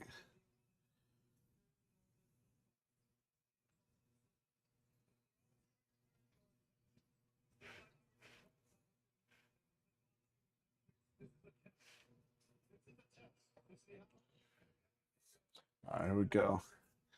Choi versus Santos. Santos already a Machida kick and a spinning heel kick. Wow. So Santos has a 62% chance to win on Polymarket. Good body kick by Santos. So far, Choi has done nothing. Just ate a big right hand. Holy smokes. A lot of spinning techniques from Santos. Missed with the left high kick, came with a spinning heel kick behind. Just landed a clubbing right hand and ducked under by Santos. Going high and spinning when he misses that kick again by Santos. Oh, good body kick by Santos again. Choi has landed nothing. Oh, big right hand by Santos lands. Again, Choi goes with the left hook and lands on the guard of Santos.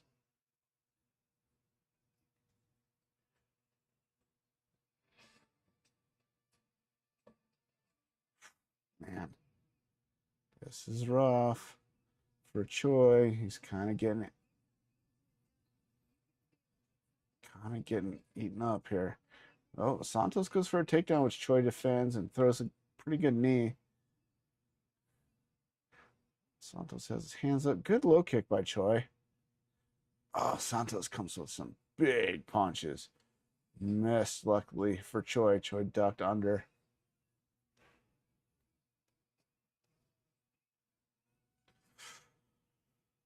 Oh, man. I think I have my noise canceling on my microphone because my dog is snoring pretty loudly behind me. And Choi's starting to get back in his game a little bit. Still looks super relaxed, even having eaten some pretty nasty punches.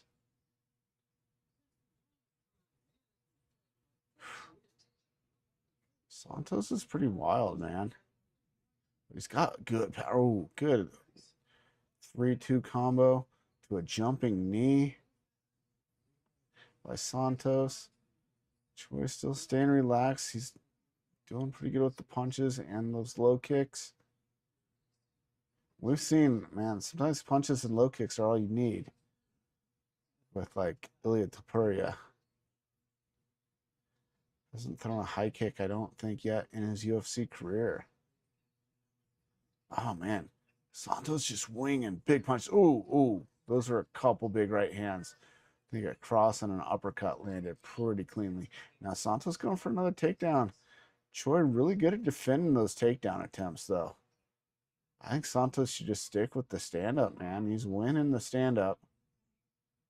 Oh, big uppercuts. Oh, goes for a soccer kick to the face while he's standing up. Pretty nice. Oh, big uppercut again off the right hand. He's got Choi. Oh, spinning back kick to the body by Santos. He could potentially finish Choi here. Minute and a half left of round one. Santos really bringing it to Choi. Now, does he have the cardio to go like this for an extended period of time if Choi survives this? That's the question. They're featherweights, and featherweights usually have pretty good cardio. These guys were heavyweights, they'd be gassed.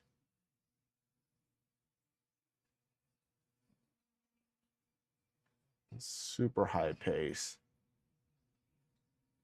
It's a left body kick again to Santos. Good jab by Santos.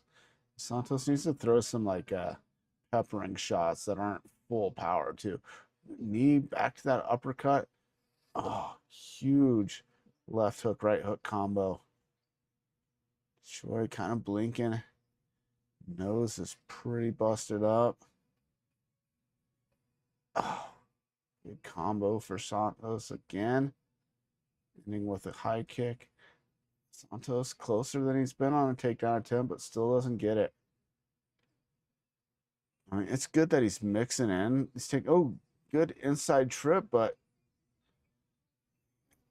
Choi goes belly down and does a whizzer, comes up, lands a decent knee on Santos, but Santos doesn't look any worse for the wear and tear.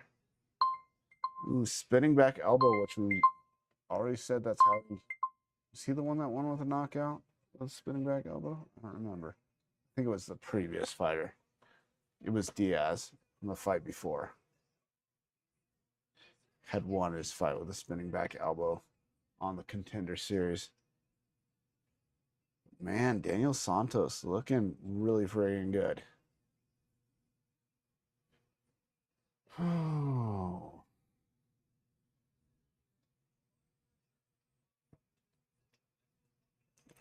So, I would say, I mean, we're going to have to see what the numbers do on the MVP MMA card. But yeah, to me, Ngannou looks pretty trim for Francis Ngannou. For a 39-year-old Francis Ngannou.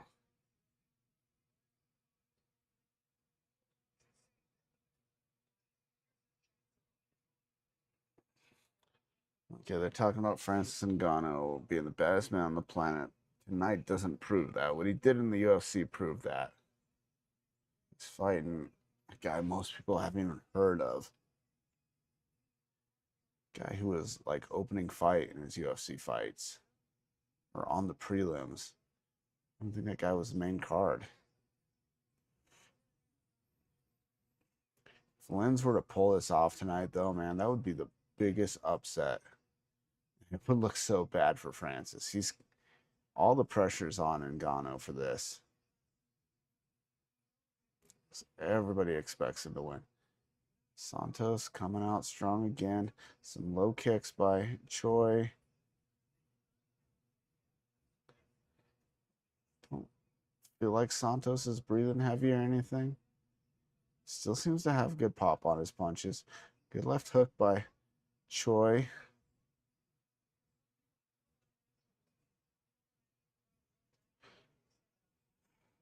So I will say Santos gets out of position a little bit, gets his head ducked down low. Choi's pretty good at he gets his head low, but then gets it back up. He bobs and weaves and comes back up. Santos for going in for another single, picking Choi up and then setting him back down on his feet. Don't think he's gonna finish this takedown. He's getting his head pressured down really good here. Oh, now he's switching and pulling his head up. Choi's takedown defense has been really solid.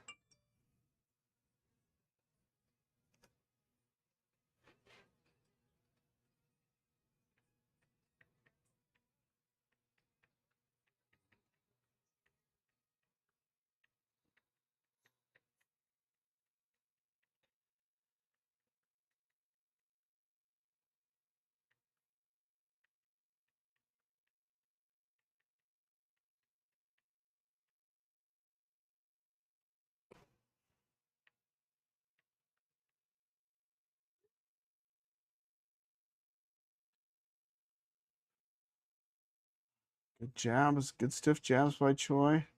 See, this is what I was worried about. Santos putting out so much energy in that first round. But he still seems in here. He doesn't seem to be too tired.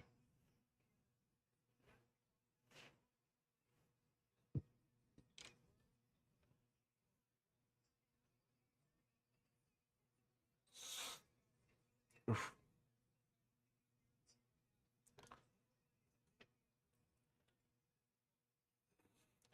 Once this fight is over, take a little break for a minute, guys. We've had constant people on the stream tonight. Comment earlier by El Grosso 619 saying Junior is a beast. What time does it start? I said right now. Unfortunately, as much of a beast as Junior was, Robelis to Spain too much for him tonight. Body kick again by Santos. Minute 40 left in round 2 of this fight. Choi having a much better round than round 1. He does have Santos busted up a little bit.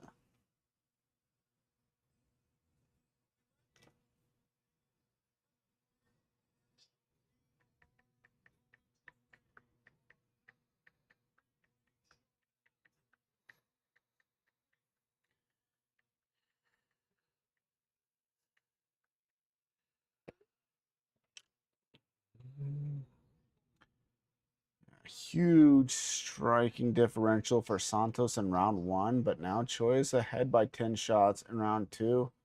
Santos still can't finish a takedown. This is boding pretty well for Choi. Oh man, Choi landed some good punches on Santos. There's tons of heart by Choi to survive the onslaught in round 1. Santos needs to see, he throws that kick without setting up. Oh my gosh. Choi dropped him with the body shot. What did we just say about body shots? Oh man. Didn't move my cursor soon enough, guys. All right. So Choi comes back and gets the win. So I am now 1-2 on my UFC predictions for the night. So I'm going to mute my microphone. I will be back in a couple minutes here. Check on the wife really quick.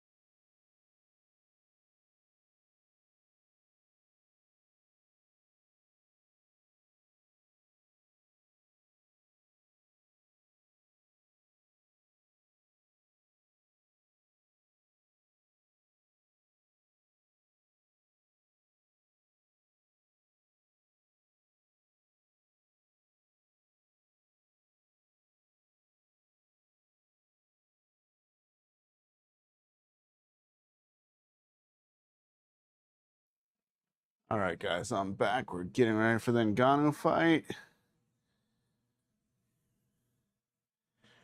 All right.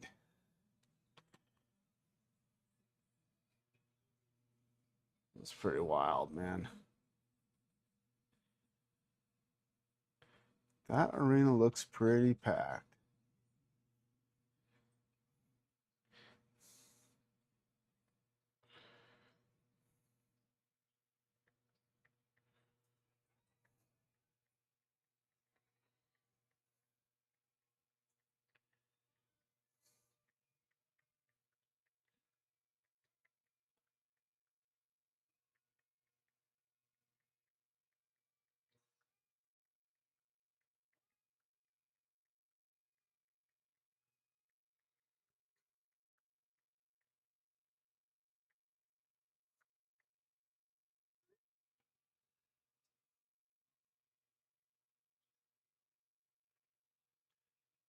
All right. Oh, I gotta switch my cameras over to the left.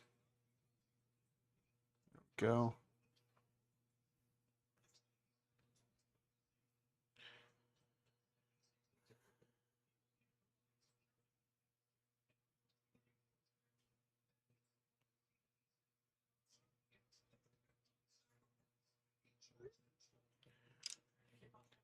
All right, Francis Ngannou with Dewey Cooper, K1 USA veteran in his corner.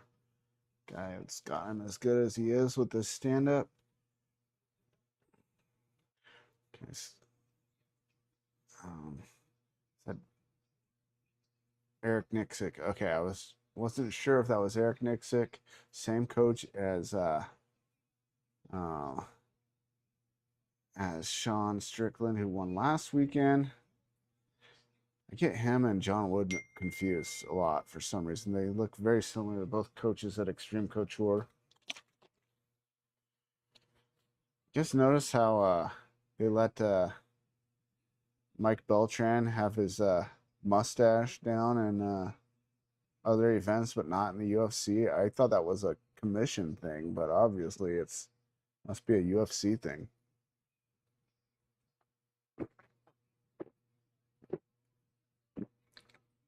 All right, guys, I need to make my prediction for the main event on the UFC. I'm predicting Melky Costa beats Arnold Allen.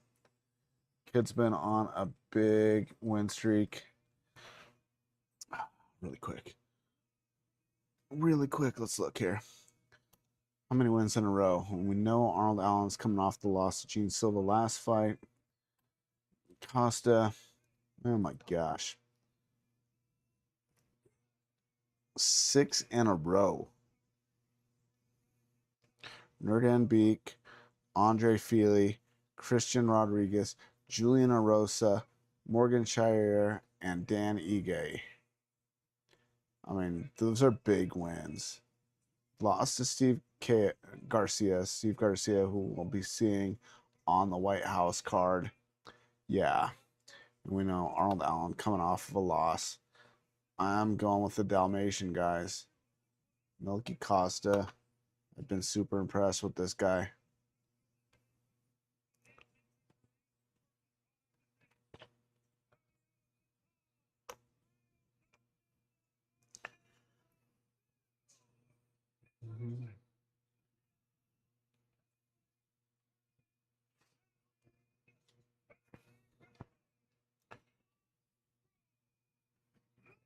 Was a PFL tournament champion.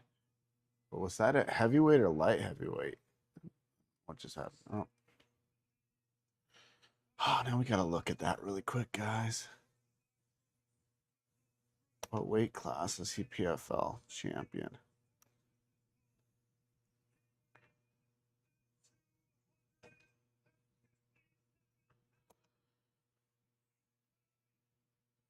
His wins in the UFC were at light heavyweight. His losses in the UFC were at heavyweight.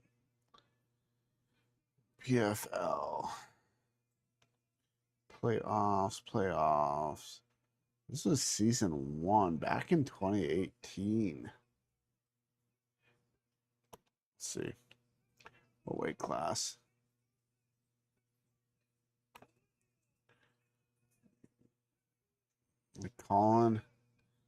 Ngannou, the lineal heavyweight champ. Okay, so it was a heavyweight in the PFL. So I mean, he has had wins at heavyweight. This is just a big difference when you're fighting freaking Francis Ngannou, man. All right, here we go. At least we got Herb Dean in there, reffing. Would have been okay seeing it. Mike Beltran or oh, who's the English guy? Can't think of his name off the top of my head, but I would have been all right with him reffing too. Definitely need a big guy reffing when you got Francis Ngannou in there trying to murder some poor guy named Lins. Oh, big low kick by Ngannou. The size difference is just ridiculous.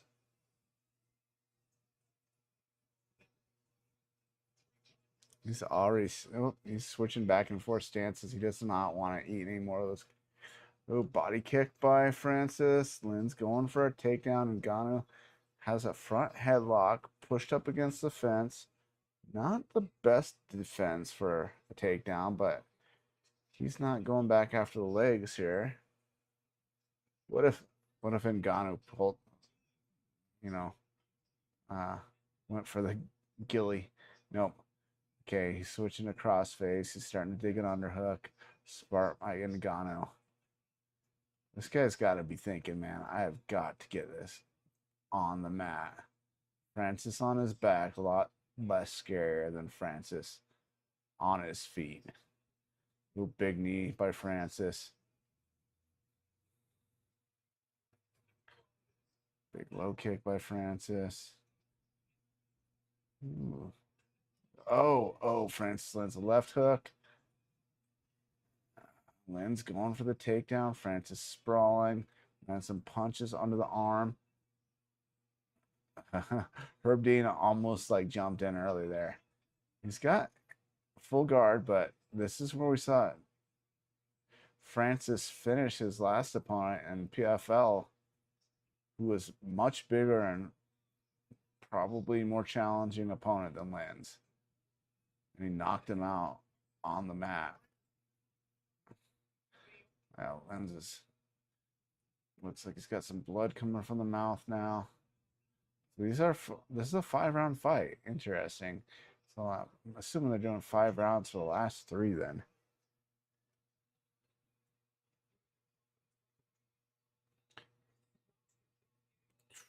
Ooh, friends. He's landing some big shots as Lynn's comes back up.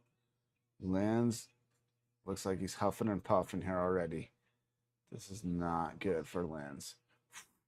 Francis goes with a high kick. Just misses. Oh, big punches by Francis again. Lynn's circling out off the fence. Goes with a big overhand right. Lynn's is hanging in there. We'll see how long.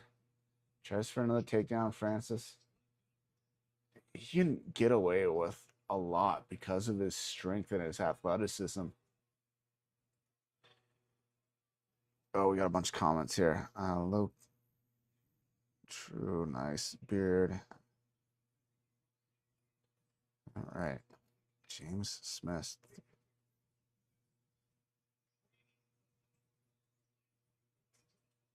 Bunch of comments. They say they donated money.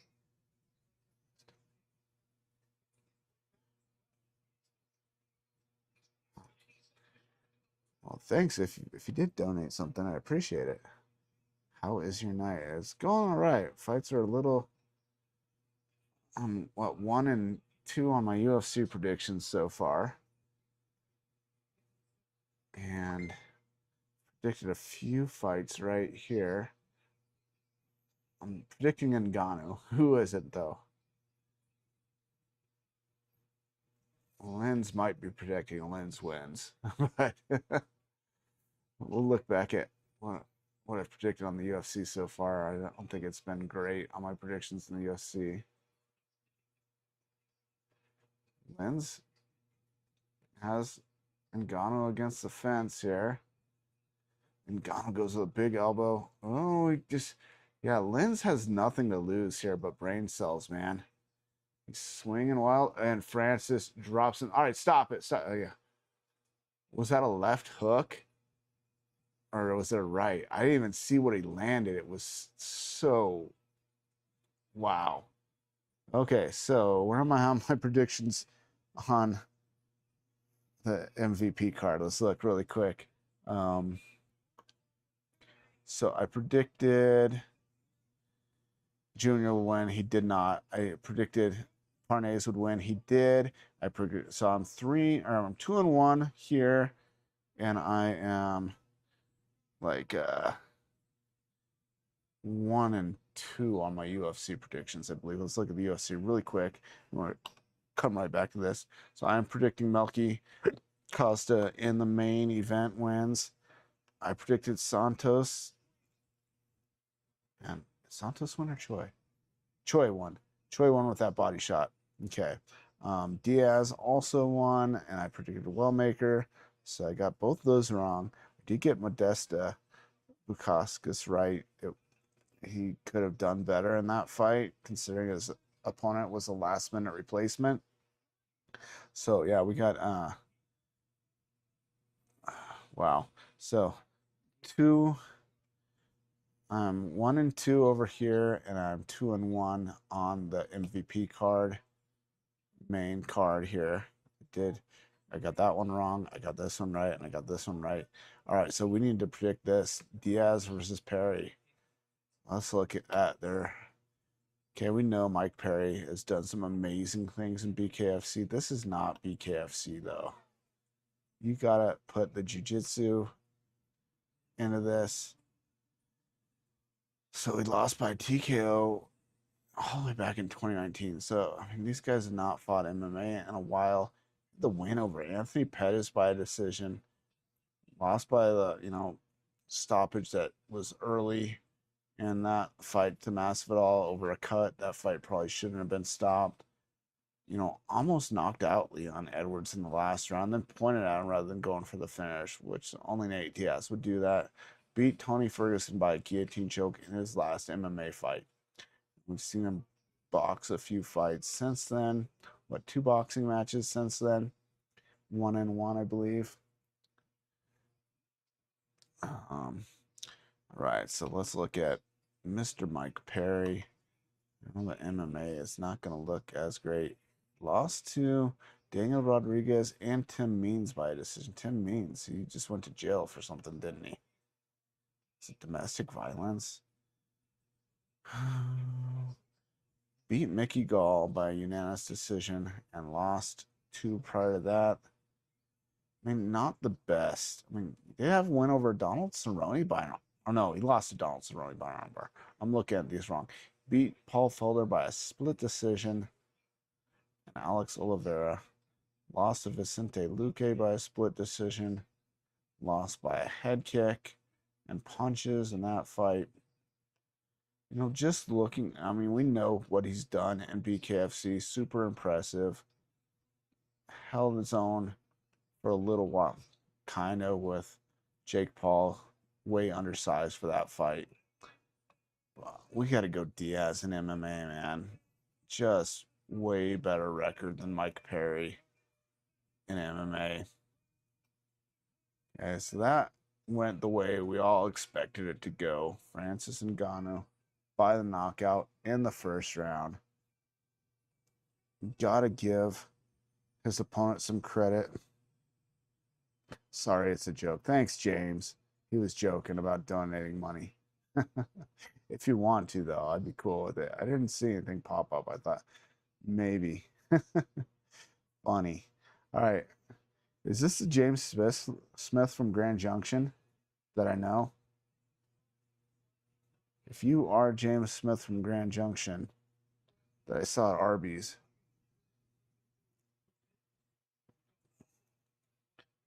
let me know.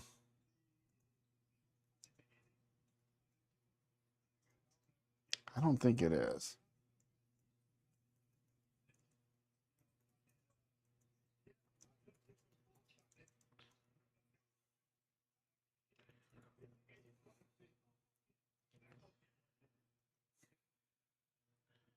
know somebody from Grand Junction named James Smith.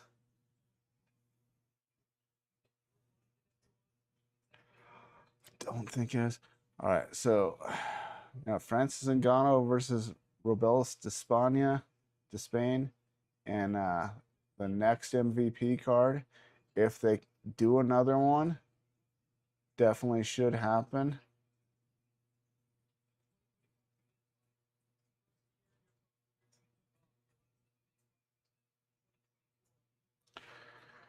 All right, we're getting ready for the main event in the UFC over here. I'm gonna switch over cameras until we get. So we got main event on the UFC up against Mike Perry versus Nate Diaz, but we'll probably have a pretty good break. So, gonna watch this main event over here on the UFC. Does he have Joe Pyfer and Joe Schilling in his corner? It kind of looked like it.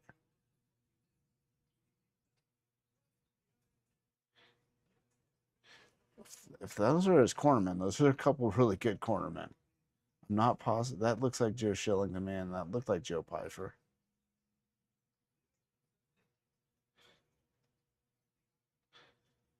That's who's in his corner. Those are a couple really good cornermen to have. Joe Pyfer just beat Israel Adesanya. Joe Schilling, former Glory kickboxing champion, had that amazing knockout of the guy that shoulder checked him in the bar. Number 7 versus number 12. I am predicting number 12 wins this fight.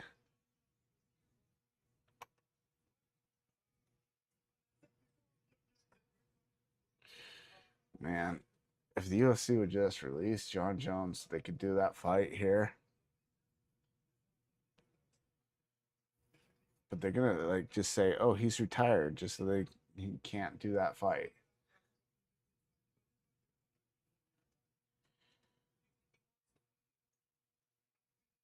I don't think Jones really wants to fight Francis. I don't know. It would be a much better fight than this fight. But I don't think he's legally going to be able to, though. He's under contract with the UFC.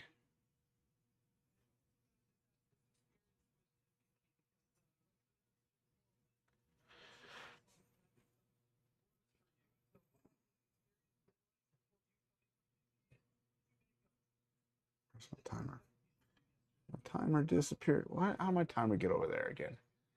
I don't know how that keeps happening. My timer keeps switching monitors, and it gets all small on what you guys see. There's no answer from this James Smith. I don't think it's the James Smith I know. He would have said something.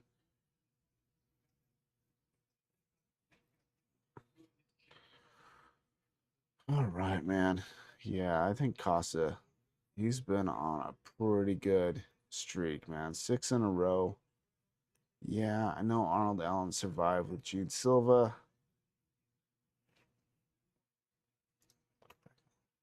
I'm not going to change my opinion, but let's look at Arnold Allen's record. Beat Kazi before that by a unanimous decision, but had 2 straight losses prior to that.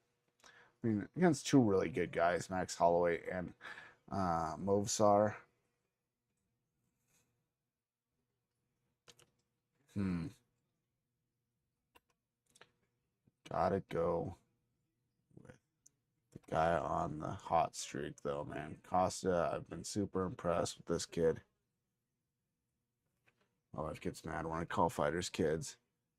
It's a grown man. Like, I'm old. I can call younger people kids now. All right. Stoked for this main event and the UFC. If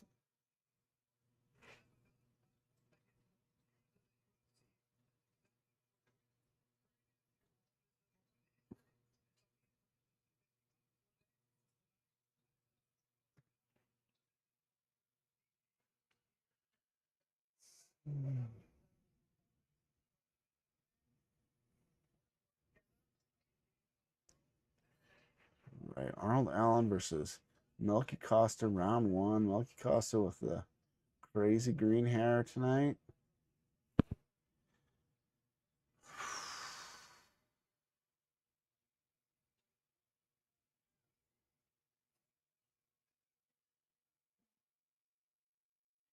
Allen has 54% chance to win on Poly Market. I don't know if people are familiar with Costa, what he's done recently.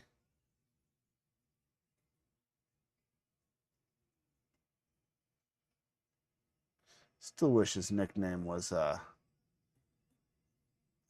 what is it? Rorschach.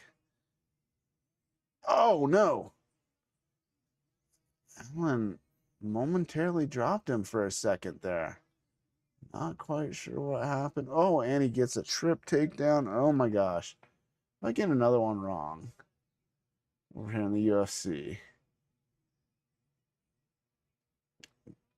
What happened? That was a clean left hook, dropped him. He got back up and he got the takedown. Costa being smart, working open guard here, trying to sit up, trying to control the neck and potentially go for a guillotine. He's got the wrong side though. Ooh, giving up his back. He's got to get a good scramble back up to the feet here.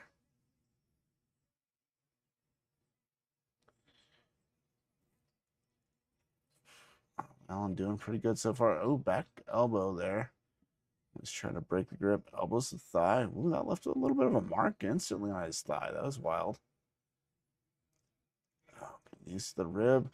Oh, good scramble by Costa. Almost up. Oh, almost had his back there. Wow. Oh, that was crazy. Had to do like a tree top takedown there. Lift his leg super high and trip the leg out. Now he's going for the guillotine. Costa jumps over to the other side. Can't get the guillotine when you don't have the opposite leg over the back. So he's going to just have to pull his arm out of here, start defending and working to get back on top. Good position now by Costa, though.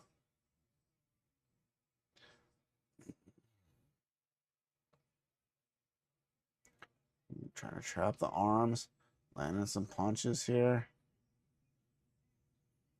Ooh, passes and gets the back, does Costa. Ooh, nice. He needs to control that far side, not let him scramble out. Nice. He's got the back still. This is not where Arnold Allen expected to be, I'm sure. All right. So, oh, you got a finger through the fence on that right side, or did he have his fist up against it? It looked like a finger was through.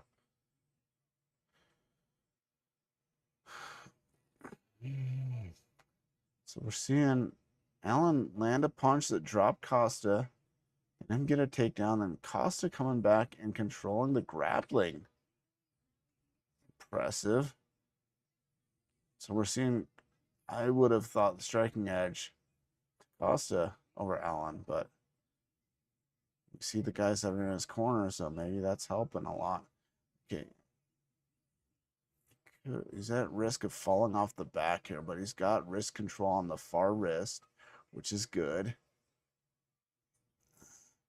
Just think like with your legs and try to get your feet on the floor here.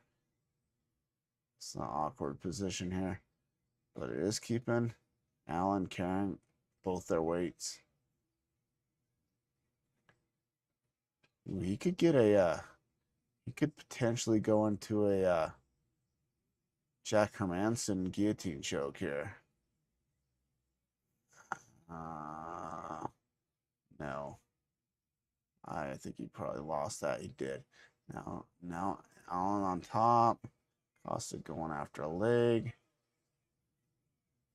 Can't knee him because the knee is down. Knee him to the head, that is. It's to control, not let him come around here.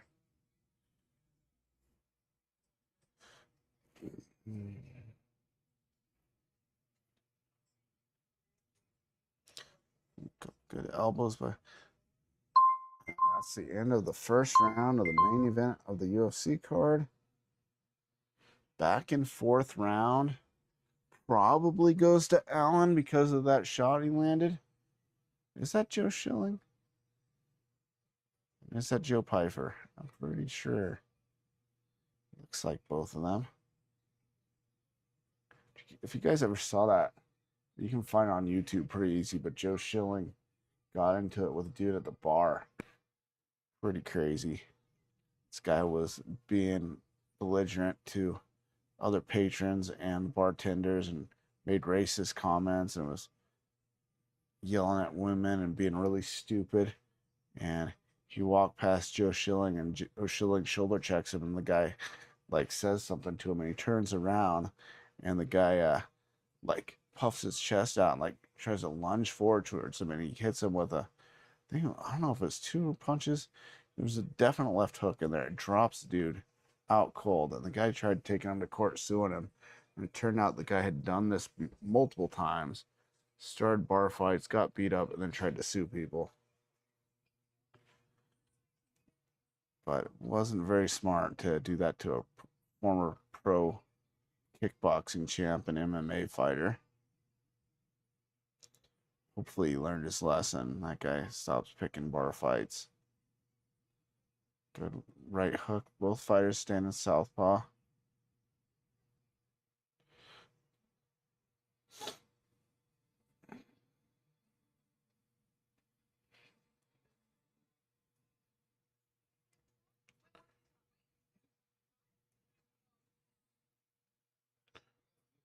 Ten-9 Allen says one person on threads. Once they drop the stupid threads, 10-9 Allen again. Just do Twitter. I don't do either, but or X, whatever the heck you call it, 10-9. Strong round for Allen. It was back and forth. I'd say just slight edge. I agree. 10-9, probably Allen. Even though I'm going Costa this fight, I think he's going to come back and win it somehow.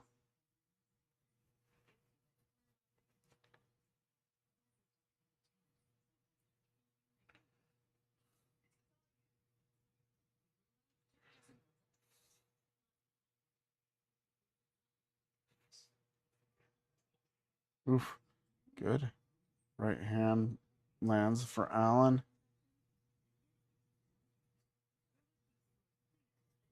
Outside low kick by Costa. Gets the leg caught and almost eats a kick to the face. Allen doing pretty good this fight, man. Gotta give him credit. Oh, a good left hand by Allen. It's like I feel like Costa can come back. Oh man, this is a huge test for him though. Like way up in the rankings.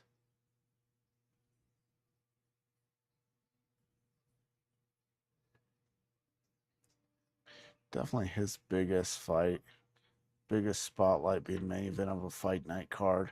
A lot of pressure. But Allen's under a lot of pressure because he's fighting down in the rankings in a main event coming off a loss.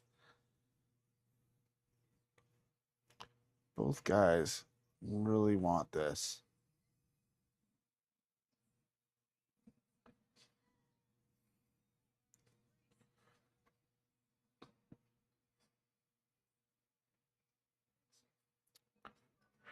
Good shots by Costa.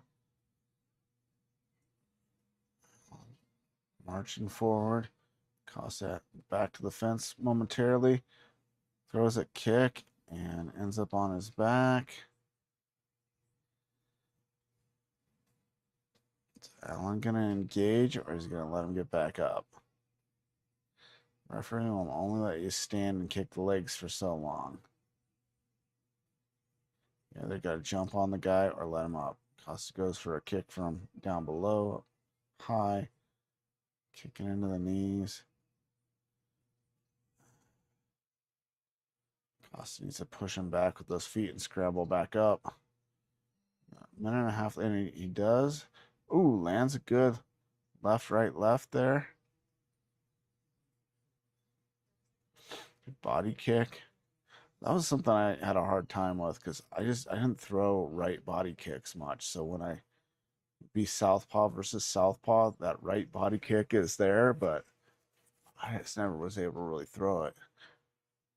I'd go that left head kick instead, even though they're not facing into it like they would be if they were fighting orthodox.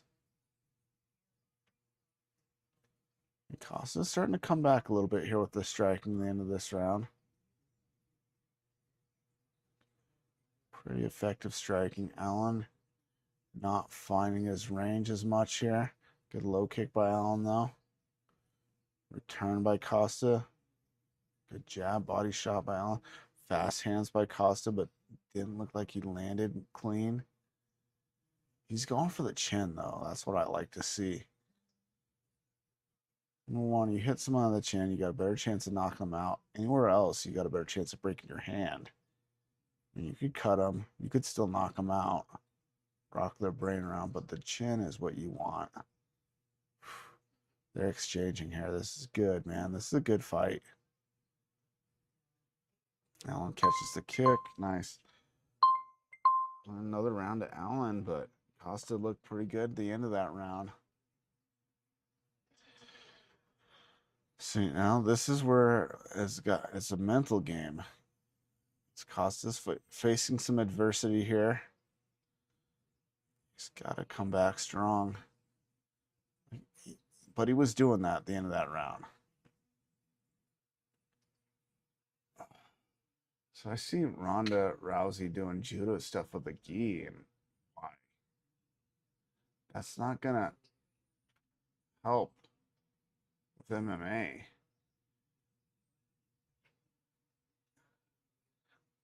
It's like if you practice for bowling with the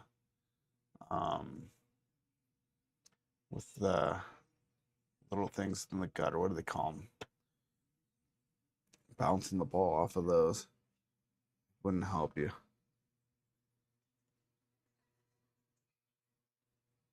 All right, here we go.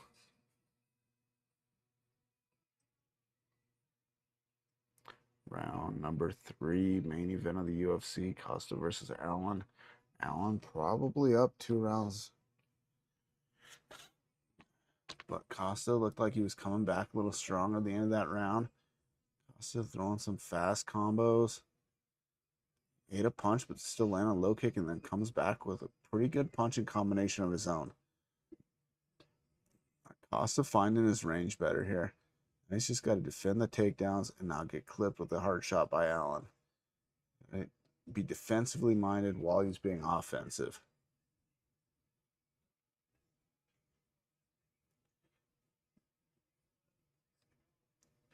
Just joining us, we are watching MVP MMA number 1. We have 10 minutes and 22 seconds to the Diaz Perry fight, they're saying. So this fight, the UFC main event, should end before that, which is cool. I did not want to have to stop watching this to watch that, but I definitely want to watch that.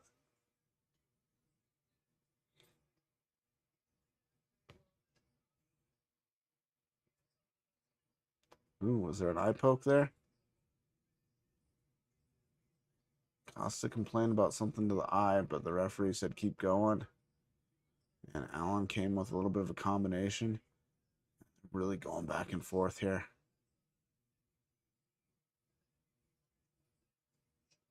Let's see. A finger hit below his eye, it looked like to me from that replay. Oof.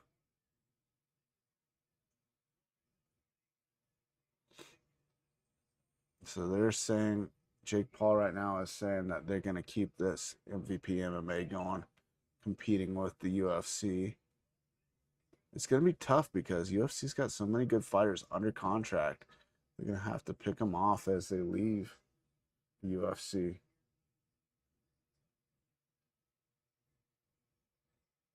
Oh, big shot by Allen there.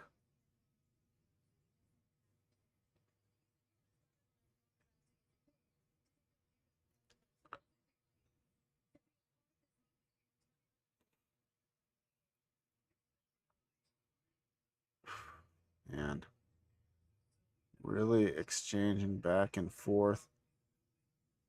I would possibly lean towards Costa this round, but he can't lose any more rounds, so he can't let it be close, man. Oh, Allen moving forward, landing some good shots again. Oh, big shot by Allen. Oof. Allen looking for the finish. Costa's still dangerous, though. Costa's showing some swelling on the cheekbones on both sides. Allen's got some swelling on his eye also. Costa goes for a takedown. Doesn't get it. Pulls Allen down on top of him. Goes to butterfly guard. Trying to attack an arm now. This is almost desperation, though.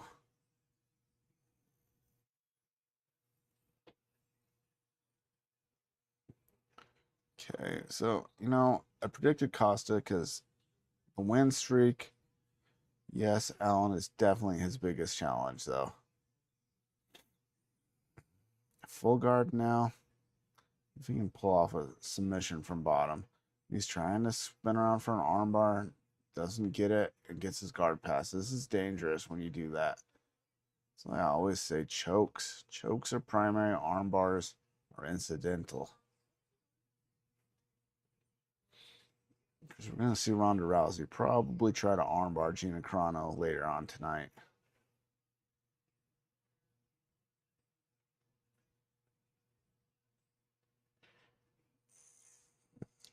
This is good performance by Allen. If we keep seeing this, we're going to see Allen win the decision.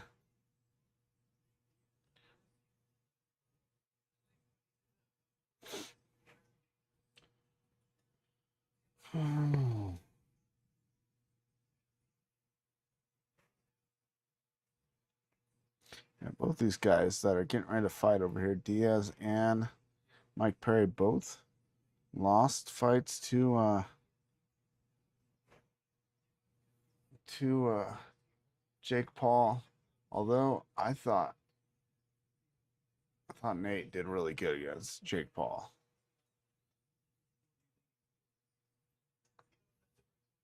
Jake had muscled up even more though before the right head kick lands pretty solid for Melky Costa. Hey man.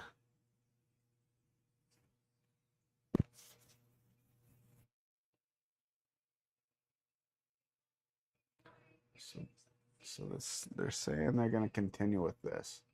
So I definitely think Ngannou versus Robelis to Spain. We see that next MVP card. I'm interested in seeing what the numbers do. What are you going to do for a main event next time? You going to do Ngannou versus Spain for the main event? I mean, both these gals are definitely retired after this fight. Cyborg a free agent? I don't know. I don't know what you do. How do you make big fights when everybody's under contract with another organization? You can't get the John Jones fight unless you can legally somehow get him out of the contract. We're on round number 4. It could definitely be 4 rounds up for Allen, or 3 rounds up for Allen. Look, he's had his moments, but a big step up in the rankings and competition. He needs to push forward. Push forward and let those hands go. Maybe not throw the high kicks because he's gotten that leg caught quite a few times.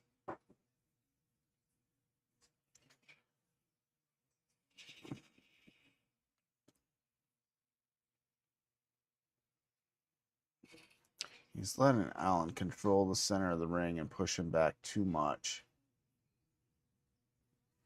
Throw some jab. There's double jab to a right hand or to a left hand. He needs to control the center, not let Allen do it. And he's making it a good fight, but Allen's definitely in control. He's landed 30 low kicks to 17 by Allen, 13 body shots to 7 by Allen, but Allen has landed 71 to 31 on headshots.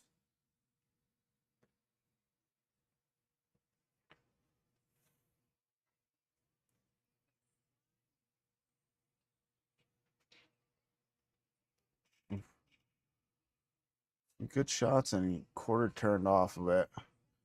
It's pretty good by Costa. He needs more. And see, he lets Allen come forward. Allen's got his back in the clinch again. Oh,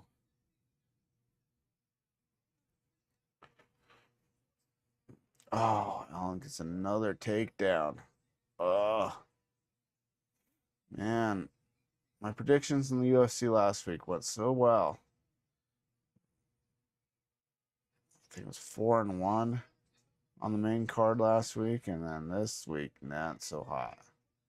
So if Allen pulls this off, I only got one fight right.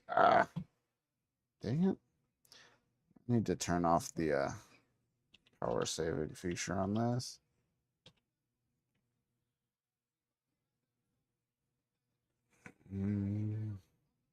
Costa back to full guard. Hasn't been able to get much done from full guard, though. A lot of times in full guard, you're just holding the guy on top of you.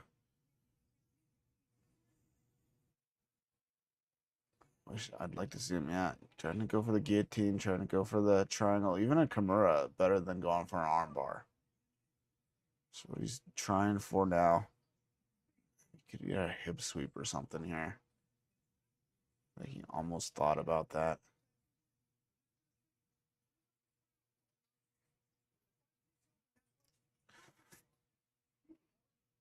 Well, he was using it to try to get back up. Now he's attacking a leg. Leg attacks in MMA, you just leave your head hanging out there to get hit. Well, back up to the feet again. Costa throws a kick and gets it caught, but gets the leg back. Body shot to overhand by Costa. Allen's doing really good in the stand-up. Stand-up's been fairly close. Ground game definitely to Allen. Obviously, Allen's landed more shots to the head.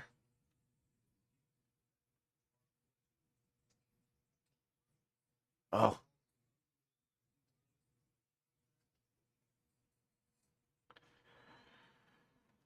Whew.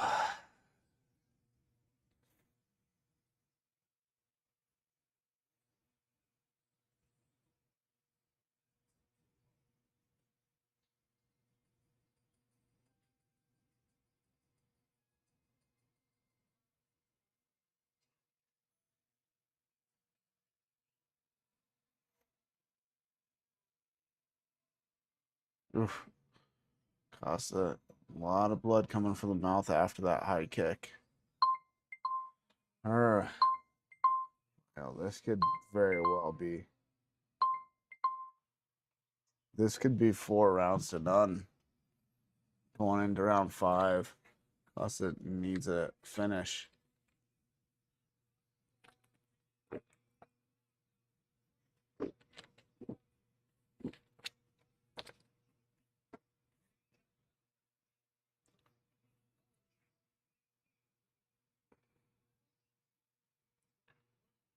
Wow. Here we go, guys.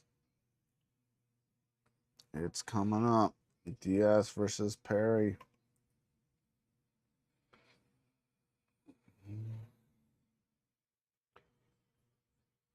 Nate Diaz, 41 years old. Mike Perry, only 34. Not that I think that makes any bit of difference. All right, man. Final round main event, UFC. We're getting ready for the Diaz versus Mike Perry fight.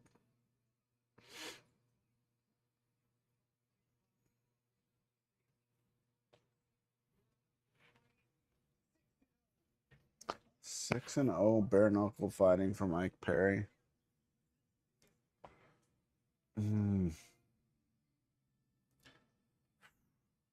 Costa only has a 5% chance on Polymarket. Coming back strong with some punches here, though. But he needs a knockout. He might have Allen a little hurt. Allen dancing around well, though. But This is his last chance, dude. He needs a knockout. He's down probably 4 rounds here. A couple of them have been closer, but I still think Allen won those rounds. Big left hand by Costa. Significant strikes, 87 of 277 by Costa, 101 of 170 by Allen. Oh, Allen gets another takedown. Costa, butterfly guard, trying to push him away, trying to scramble. He needs to get back up here. Allen reaching across and grabbing onto the arm there. Good tactic by Allen. Costa really working hard to get back up. All right, they're announcing a co-main event over on Netflix.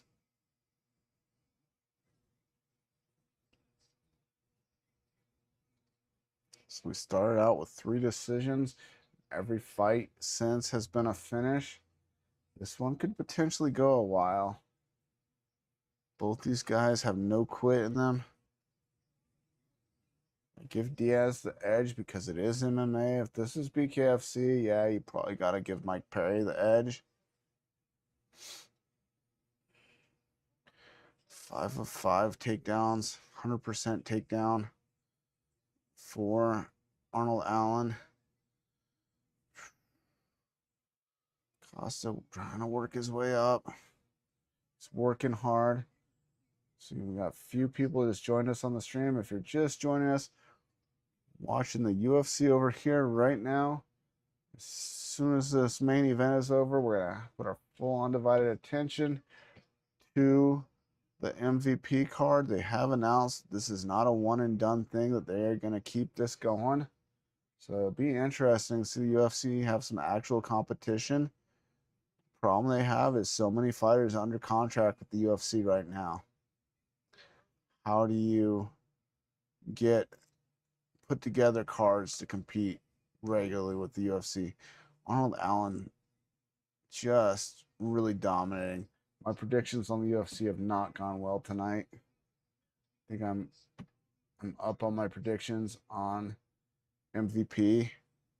I am predicting Diaz in this fight coming up. Although anything can happen with Mike Perry. 21-13 overall MMA record for Diaz. 14-8 for Mike Perry. Allen on top. Acosta again, landing some elbows. Costa's done his best work on the feet, but Allen's not been bad on the feet either. He's landed more head strikes than Costa. Just such a huge jump up in competition for Costa. And in the rankings, number 12 going against number 7. Best opponent he's ever faced in the UFC. But he's given Allen a fight, but Allen's going to win the unanimous decision if we stay here. Well, I mean, obviously, unless Costa can score a knockout, which it looked like he may have had him hurt a little bit at the beginning of the round 5. Turn on Nate Diaz to MMA. People are talking about Nate Diaz going back to the UFC to fight Oliveira for the BMF belt. That would be interesting. I don't know if there's any chance of that happening, but that would be interesting. Be an interesting jiu-jitsu matchup for sure.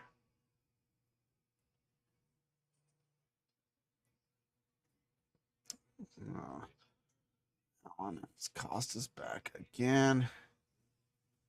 Could hit a twister from here. Nope. Oh, it could still. That's crazy. Tony Ferguson went to round number 4 with Nate Diaz, and they're fighting the UFC. The last minute switch up. He was supposed to fight. Man. Yeah, that's unanimous decision for sure for Arnold Allen. He was supposed to fight Hamzat Shamaev.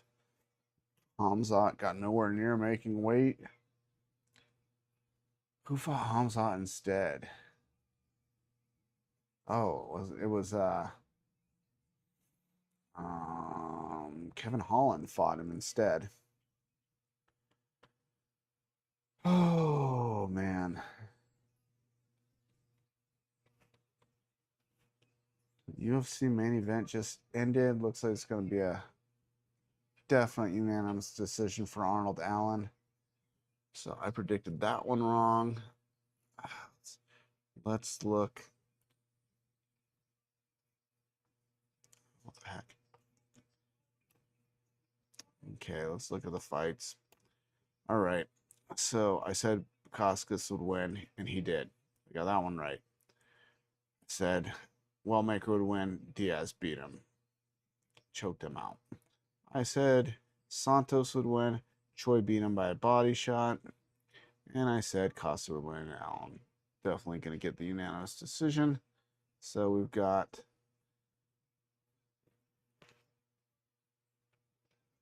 one right and three wrong. 1 and 3 on my predictions. I didn't predict these other two because I wasn't on the stream yet.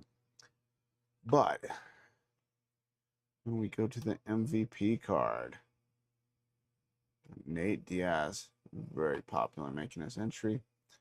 Okay, so I predicted Dos Santos. I went with the underdog here, and he lost. So I got that one wrong. Did predict Parnasse and Ngannou. So I'm 2-1 here. What was going on with that decision? Oh, patted him on the sore ribs. Was that a split or something? That could not have been a split decision. I'm gonna put it up on the screen. Oh, unanimous. Okay. It's like, what? What was he saying? Okay. So yeah, I'm 2-1 so far on the MVP card. So I'm gonna go turn off my air conditioner. It's getting a little chilly in here. Be right back.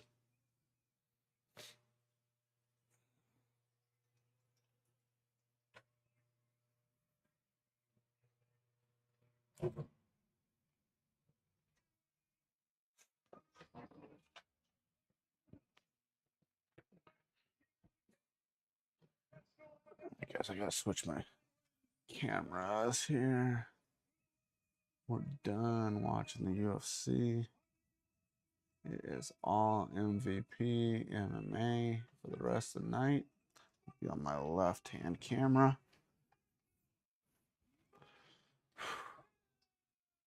Like Perry, super stoked.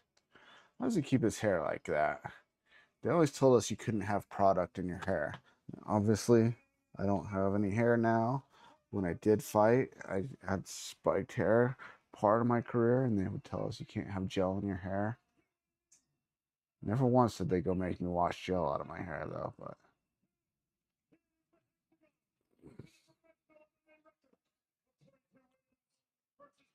wow, this is gonna be awesome, guys. All right, so I am predicting Diaz in this fight. So far, 2-1 on my predictions on this card. Much better than the UFC card. Nate looks pretty muscled up for this fight.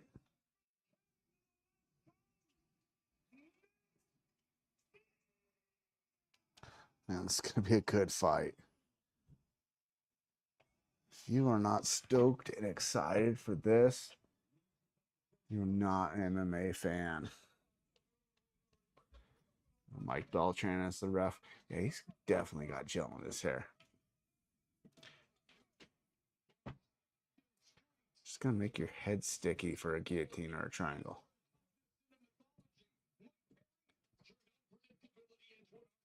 I would sign up to see if he made anything. There's leftover Chinese food. Okay, I will let him know. And there's some leftover burgers in there too. All right. Co-main event of the Netflix card starting right now. Perry pushes forward immediately. You know, it's not going to get Diaz too worried.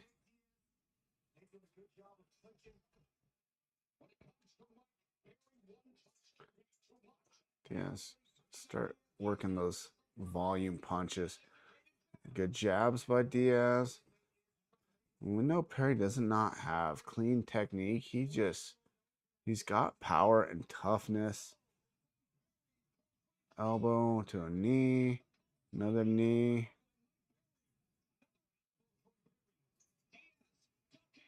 Yeah. Perry throwing, Oh, Diaz gets a hip toss, but he's letting Perry have his back, turning back into Perry. Perry's on top. Diaz looking to get him in a guard here. Probably one of the most dangerous guards in modern MMA. Well, in MMA of any era. We've seen him triangle choke. We've seen him guillotine choke. Now he's attacking his leg. This could be a heel hook here. I think he should use it to get on top, but he probably won't because he's Nate Diaz and he's crazy. What's going on here? I can't see where his leg is. Oh, it's on the other side. Okay. Diaz, definite ground edge, but Perry's strong, man. He gets back up. He'd be smart to call Diaz up, and he does. Diaz gets up kind of slow.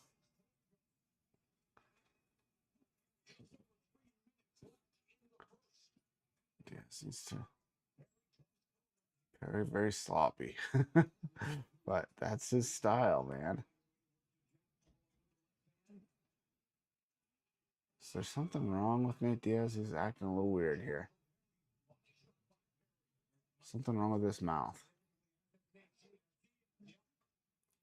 Maybe he's got one of his gel covered spiky hair. Big body shot by man. We saw when Nick Diaz came back, body shots really hurt him. What is going on with Nate Diaz here? I think he's playing possum. I don't think he's really hurt. He's just being Nate Diaz.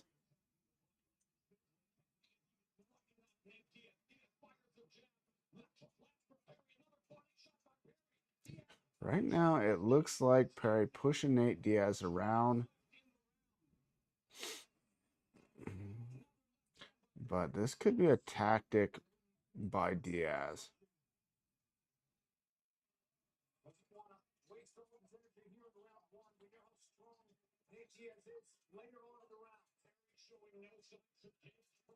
At least Nate's not bleeding. Good jabs by Diaz. Just when you think there's something going on with Nate, he starts landing some good solid jabs. Clinches up. He's got some good swelling on the right, and now he is bleeding.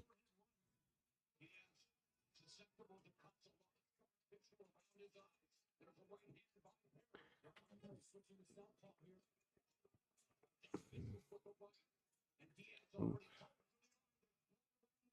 Good shots coming back from Diaz. Oh, good stuff by Diaz there. He's got Mike bleeding from below the left eye.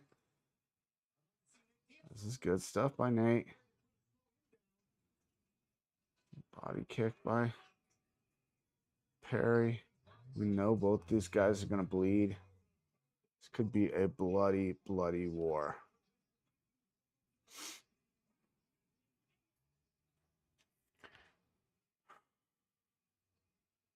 $30 left in round number 1. I don't see this going 5 rounds. There's no way. Something. I'm seeing an elbow by Nate when they're in close. Bloodlock tries to take his back, but Perry's strong, man. Big elbows by Mike Perry.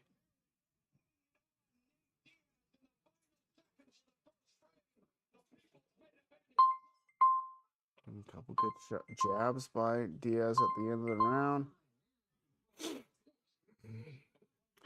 Oh, people are going to be upset. We got to add during the co-main event here.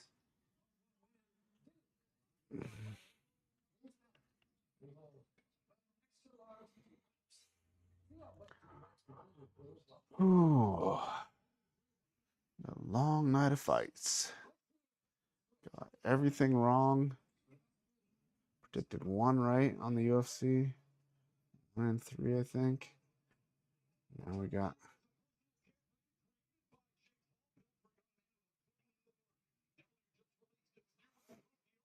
co-main event.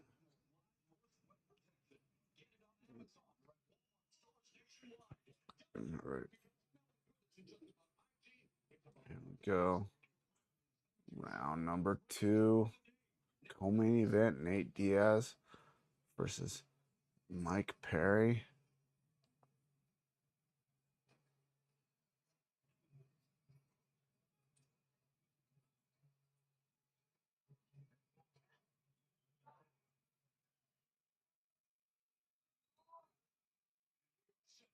All right, we're on round number 2. Meet in the middle of the ring. Nate throwing a few kicks. No, Nate's big thing isn't his kicks, though.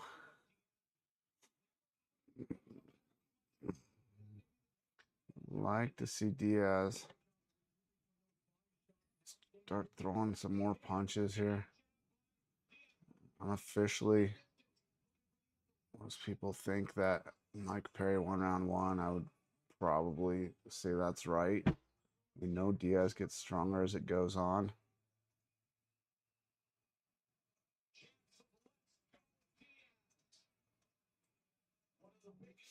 Diaz lands some punches in there. Mike's got to push forward. He just does not have the punching technique. Nate needs to put the volume on him. That's where he excels in the stand-up.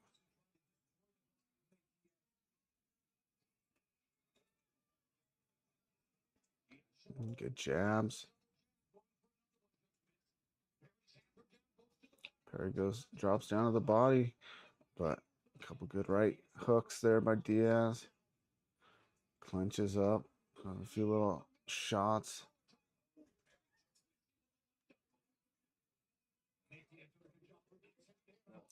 Ooh, big punches by Mike Perry.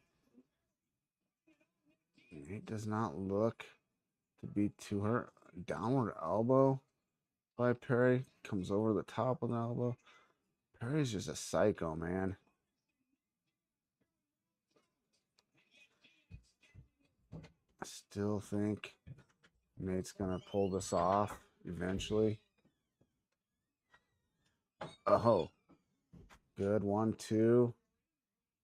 Good left right hook by Nate, the southpaw. A lot of blood coming from the forehead of Nate Diaz. Nate moving back to the fence again. Good for that jab. Front kicks by Nate. Clinches up. Some body shot in there. Nate looking for maybe another throw. Mike looking to front kick him from behind. You're not going to choke him. Nate turns in. Mike's got the arm in the middle. A lot of blood. Come on, Nate.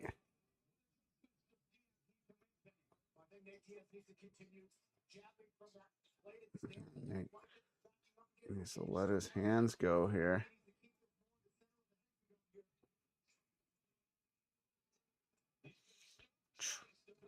Tons of blood.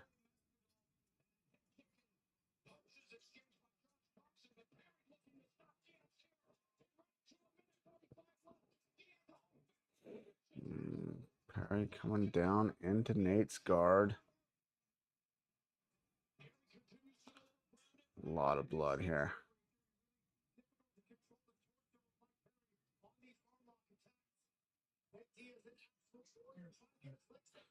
He needs a triangle.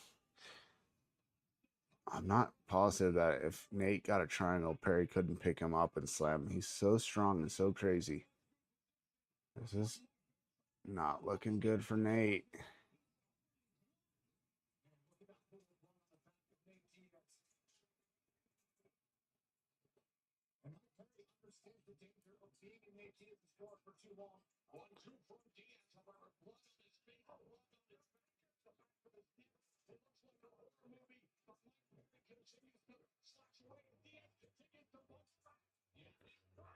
He needs to hold his ground.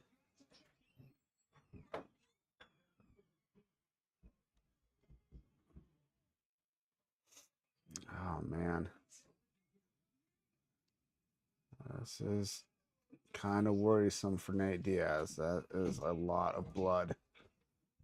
They're in California and they got Mike Beltran reffing, though.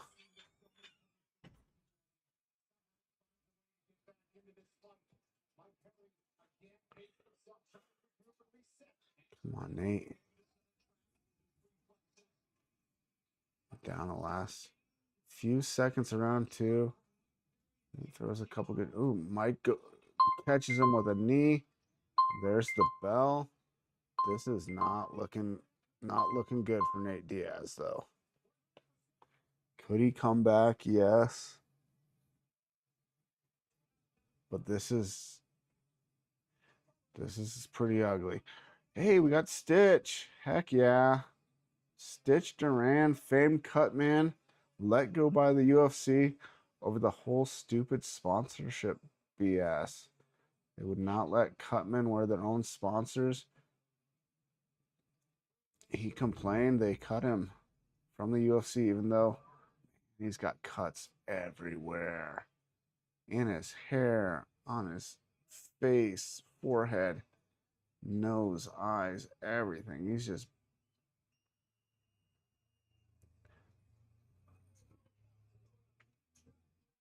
What are they calling it?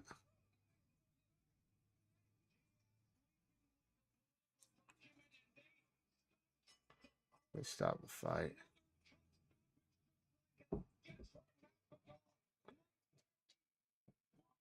Mike Perry does not look thrilled that they stopped it because of the cuts, but man.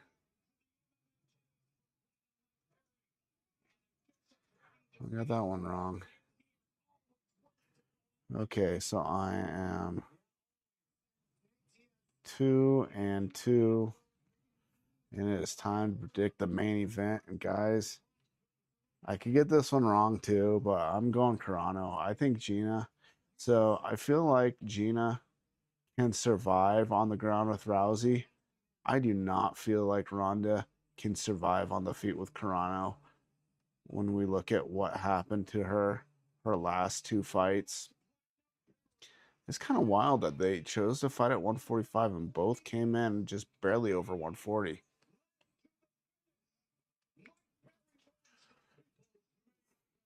But I'm going Carano. I just think her stand up is, I mean, not necessarily on par with Holly Holm and Amanda Nunes, but good enough that Rousey. I mean, I do think her stand up maybe has improved a little bit, but it's still not great. And Carano, we've seen her be able to hold her own on the ground with fighters in the past. And it's really tough, this fight. I mean, 10 years out and almost 17 years out. Let's look at how long has it really been since they both fought. Oh, man, that pretty wild. Ronda Rousey has not fought since 2016. So just shy of 10 years. Gina Carano has not fought since 2009. It's nearly 17 years and nearly 10 years. Just C2 fighters. I mean, how much did the sport evolve since then? I mean, I don't know. Julie Kedzie was really freaking good. She was a champion in Invicta. She was tough. All these girls were really freaking tough that she fought. I mean, these were pioneers. The only one I don't know for sure is this first girl. Did she fight amateur prior to this? No, no amateur MMA, but I do believe she had a kickboxing career also. I just think her striking, I don't know. It's such a tough fight to call. I feel like Tanya Evinger was pretty good on the ground. I know she didn't make it to the UFC.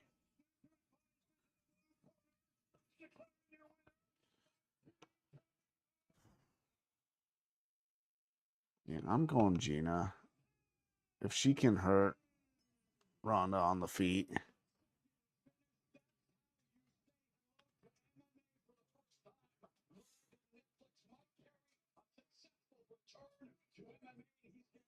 that's pretty crazy. Feel bad for Nate Diaz. Guess I'm gonna take a quick break. Step away for a second. But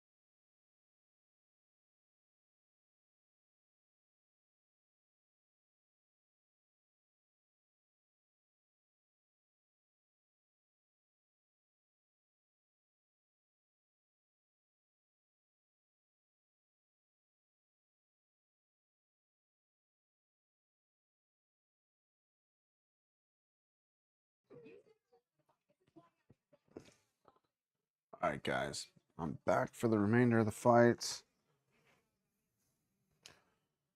Oh,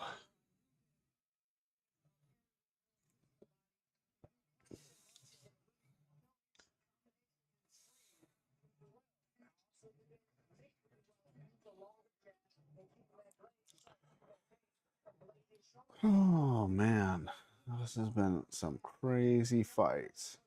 If you're just joining us, we just watched Nate Diaz versus Mike Perry. Mike Perry got the win. Mike Perry, I think, called out just about everybody. You could probably be easier to make a list of people he didn't call out.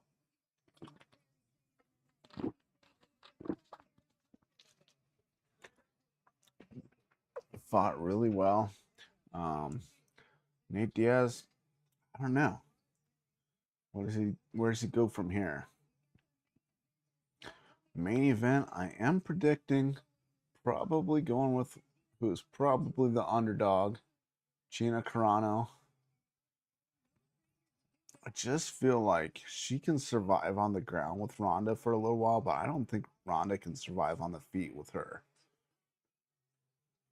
It's going to be interesting.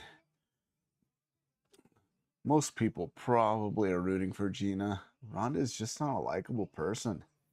I hate to get into the personal stuff, but my gosh, this does not come across as a nice person at all. Gina comes across as a legitimately nice individual. Honestly, Cyborg comes across as a much nicer person than Ronda. And you saw how she ran from her. There's no way she was ever going to fight Cyborg. But Gina did. Prime Cyborg. Yeah, she lost, but at least she got in there with her. You think Ronda wins this fight? She takes a fight with Cyborg or with uh, Kayla Harrison? No, absolutely not.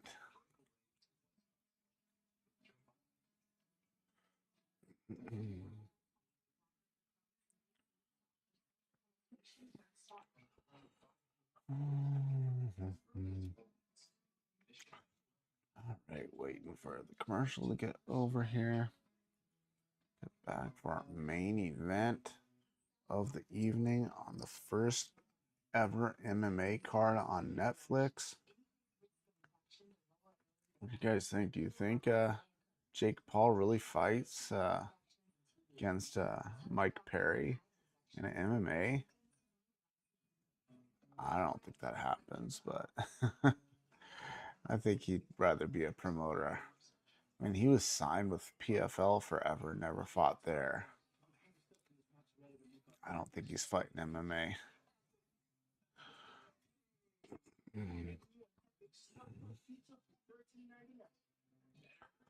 I don't know what's next for Mike Perry, though, to be honest. I definitely don't think that happens.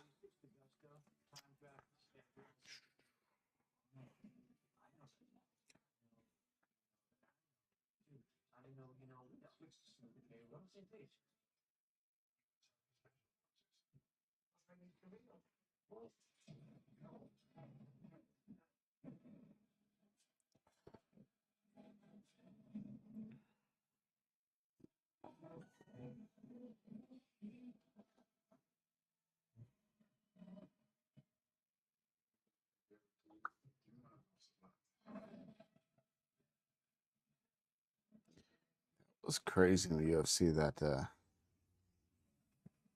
lock that girl got on Polyana Viana.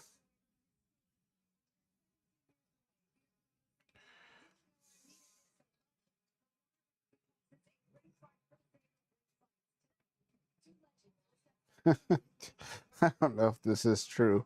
Our sources are reporting to us that Ronda Rousey and Gina Carano have spent in excess of $224,000 on makeup alone for their Netflix fight promotion. That sounds kind of ridiculous. $224,000.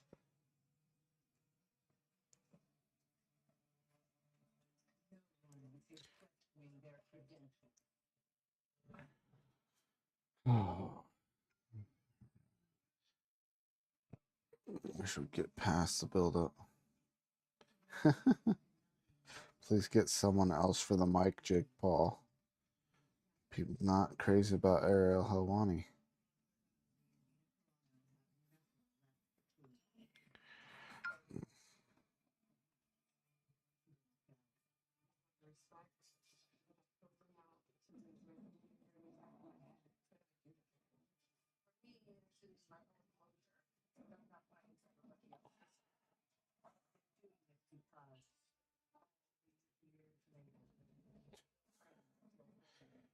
Oh my gosh. Advertise the stream a little bit. I see a few more people pop back on. Just join us. We're getting ready for the main event on the first ever Netflix card. They're saying first of many. What do you guys think? If you leave me a comment, what do you think? Do you think that they're gonna be able to get enough fighters to actually compete with the UFC? I think that, man. So it's a double-edged sword. You got the UFC has all these fighters under exclusive contracts, but because of that, they can't pay what an event can pay for a one fight deal. So how does it? Do you think they can compete if they find every unsigned fighter and they just give them one fight deals? I think the UFC can't pay the fighters what they should pay them because they have so many fighters under contract. It's a huge roster. I've said my suggestion is pay the fighters more, but only keep the top 15 in each weight class. Everybody else has a one fight deal. You come in, you fight, you win against a ranked fighter, you get more fights.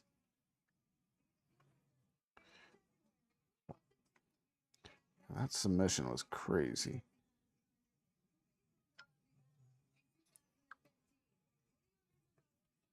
Kat Zingano. I saw her as a friend suggestion. Apparently I know people she knows. Of course, she's from Colorado, so.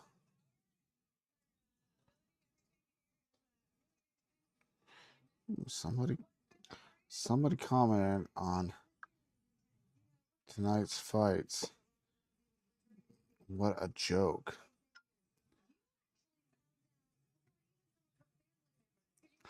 Sean Jacob Miller, what a joke. I don't agree. Still, I mean, it's still a fight.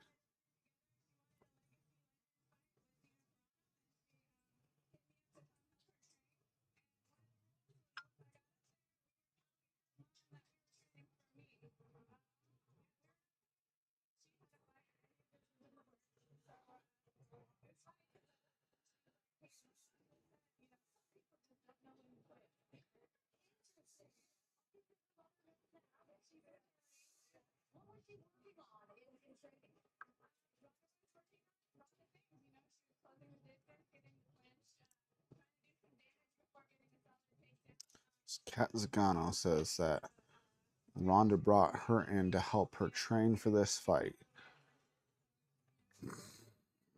Ronda should have brought in good kickboxers.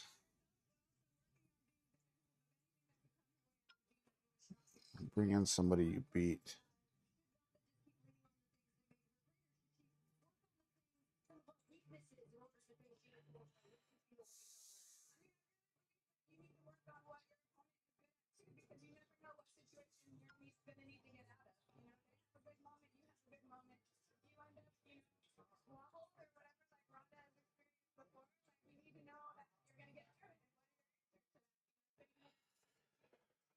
Oh, people are saying this could be the fall of the UFC. Somebody's saying Dana White needs to announce the Conor news. See, that's the thing. Like guys like Conor McGregor, John Jones, they have contracts still with the UFC.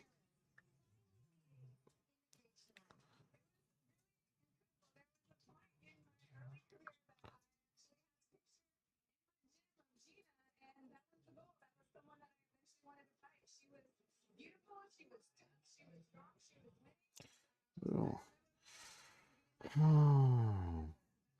Things got pretty heated during the Netflix MMA card with Arman Sarukian front row after Namo Fazil got the win, almost jumping the rail and getting face to face with his team backstage. Who would have thought something would happen with Arman Sarukian at an event that he's just there to watch?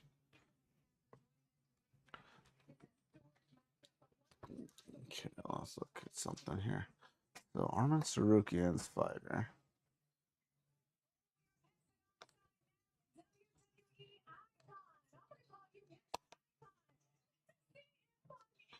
Oh my gosh, why are we talking to CM Punk?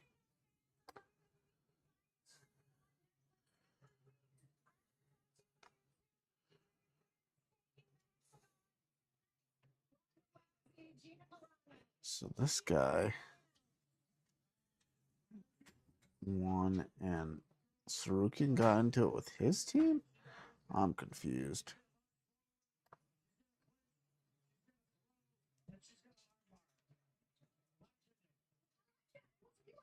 So this is the guy that Sarukian was cornering.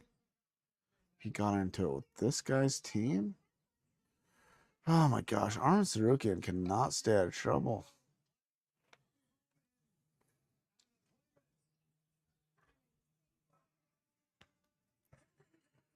Oh, what the heck? Everywhere Arman Sarukian goes, gets into a brawl with somebody.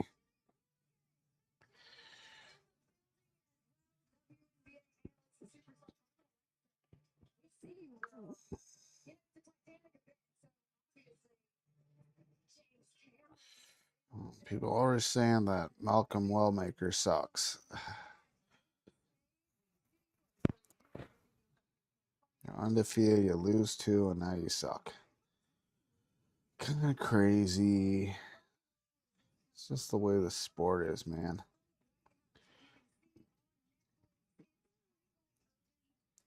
How the heck did she get that? She got that foot across onto her opposite hip somehow.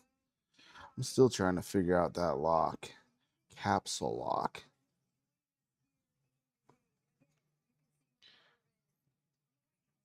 Pretty wild.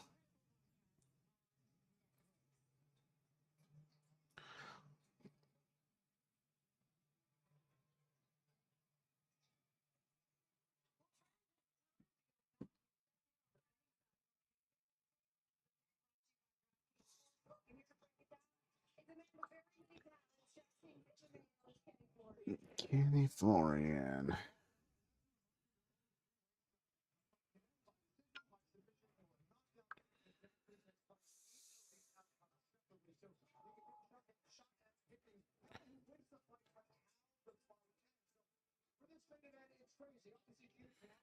Diaz said he was willing to continue, but didn't think it was bad that it was stopped because he couldn't see. Who needs to see?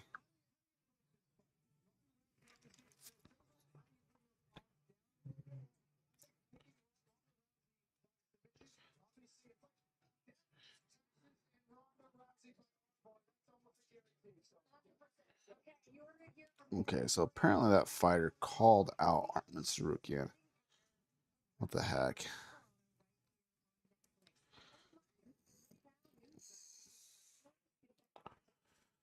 So Arman Sarukian said, best thing to do since I'll never actually fight this guy is to get in a brawl with him here.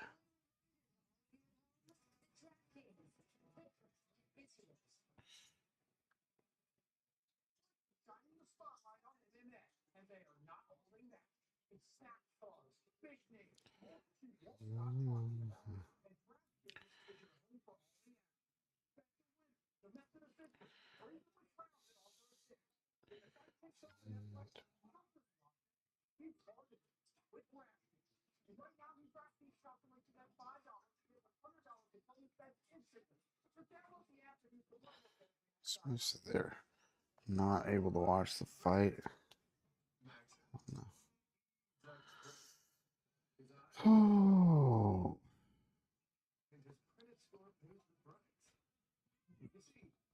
All right. Just waiting for the main event. Hopefully, we're getting close. Oh, they're showing on the post fight show, they're showing that fight with the capsule lock again here. Man, Fiona just got worked. She thought having those long legs, being able to body triangle was a good thing. How did she set this up? That's what I want to see. Oh, she did. She grabbed it, put it between legs, and then did a hip switch there, and then just drove up. That is wild. How she even knew to do that. It's just, that is not a submission I have ever seen. Basically, calf sliced herself. Wild. That was a wild move.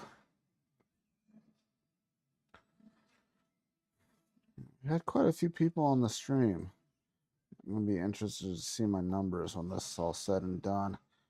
A couple weeks ago, the card from Australia.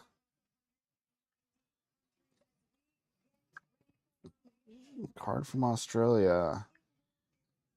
Got up super early in the morning, did a live stream for that whole event. Had my best numbers, I think, for a live stream for a UFC. Last week wasn't bad. It was almost as good as the week before. Oh, come on, let's get to this fight. All right, let's look at our tail of the tape again. Right here. Oh, wrong fight. Sorry, guys. Do we have the tail of the tape for this fight? Oh, right here. Oh, so far out.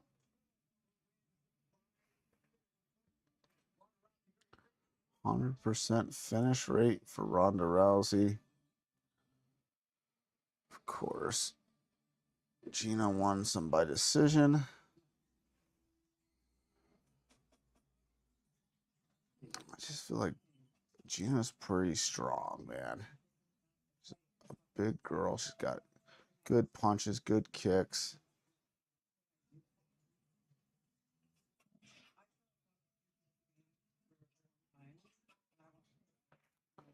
Yeah, I don't agree with the train. I don't understand the training in a gi doing judo tosses and stuff.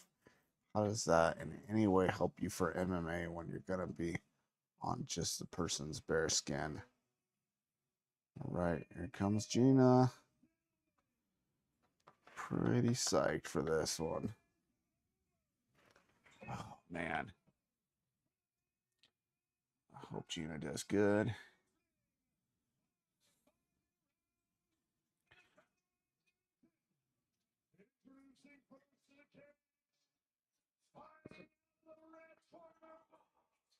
Oh, my wife would be out here watching this fight with me, but she has had the stomach bug for days. We spent all morning up in the ER.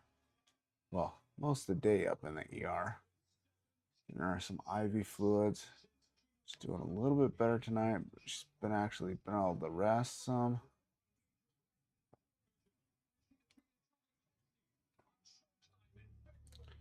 That Julie Kedzie fight was epic, man. That's what made women's MMA more than anything. I feel like more than anything Ronda ever did.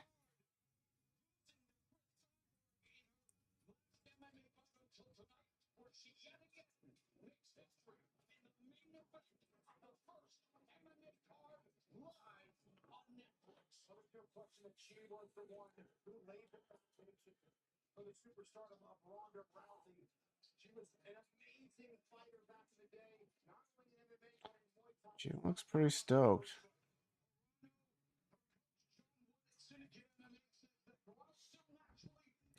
I'm coached by John Wood at Syndicate MMA. Hey, so John Wood is at Syndicate, not Extreme Couture. I said that wrong earlier. Somebody just got home. Dog's going crazy.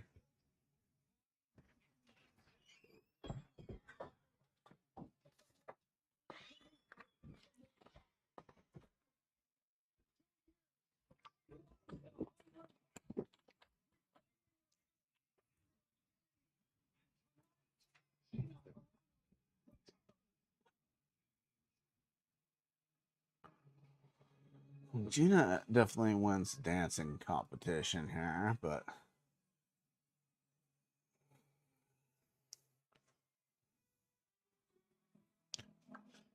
I always saying Wellmaker's washed up. Isn't that crazy? How quickly people turn against somebody. Just ran into a better fighter tonight.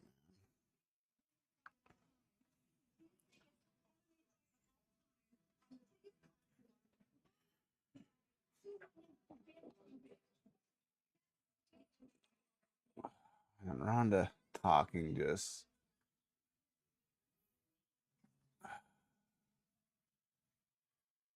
Oh, I can't even listen to her talk. I hope, man, I really hope Gina wins this so we don't have to listen to Ronda.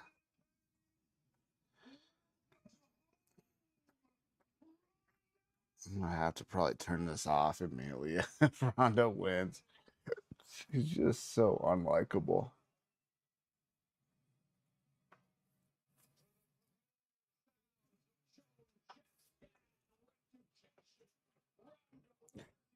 Even the way she walks. Oh my gosh. She's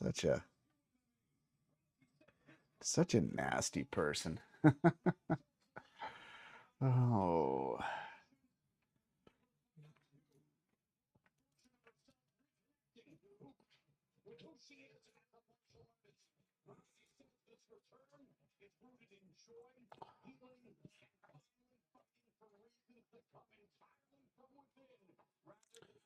What is that coach of hers? He's super familiar, but I'm not sure who he is. Is that the coach for the professional grappling team? I think it is. That doesn't bode well.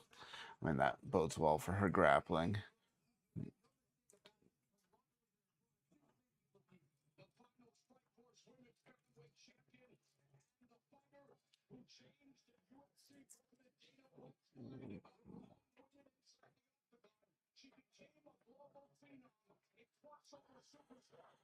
Oh, Gina catches her early with punches, gets her worried, and finishes her.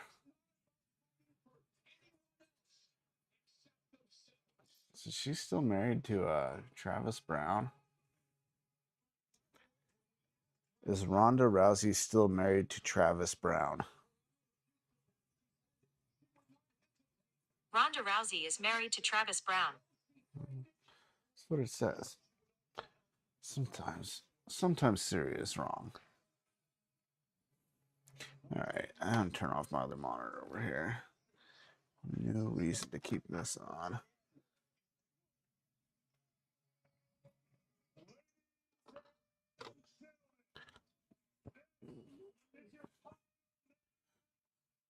Final main event because they've called the last three fights the main event. Kind of weird, but come on, Gina.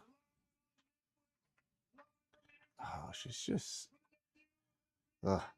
Her face, the way she walks, the way she moves. Ronda is just not a likable human being. I'm sure she's super sweet in real life.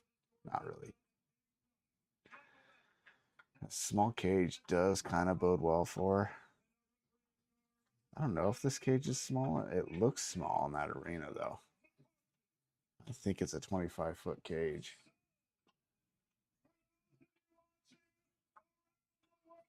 She just looks happy. Ronda looks like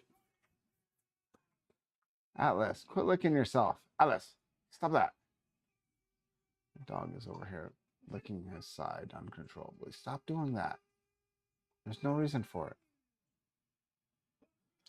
Sorry, guys. I know you all tuned in to watch me argue with my dog about him licking himself.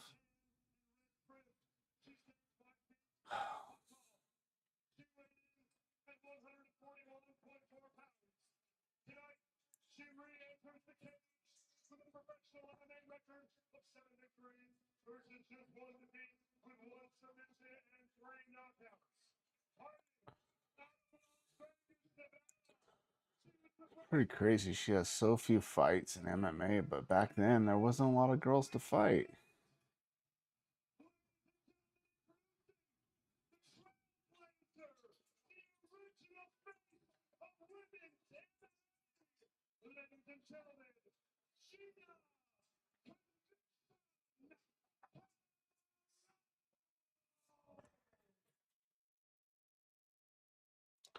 Wow.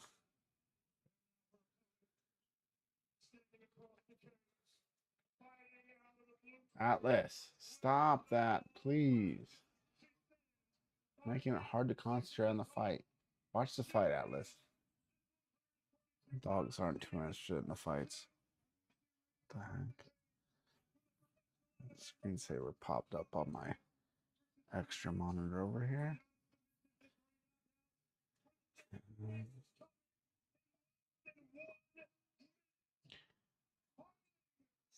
Looks like she's using a lemon for a mouth guard.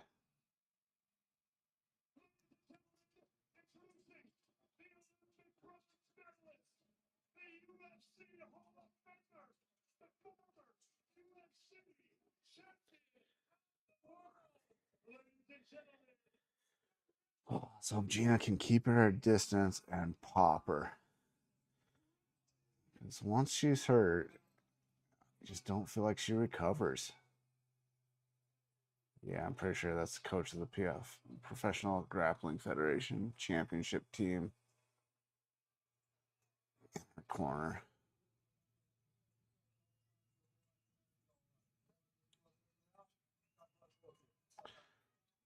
Big John McCarthy reffing. Who would have thought? Pretty wild. All right, I have the timer here.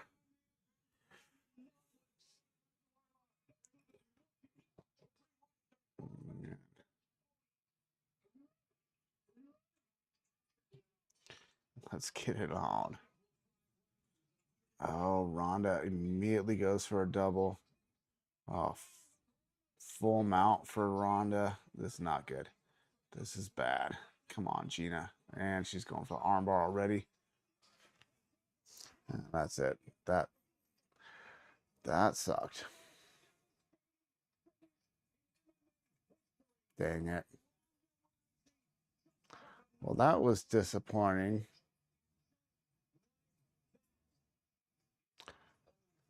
That was super disappointing.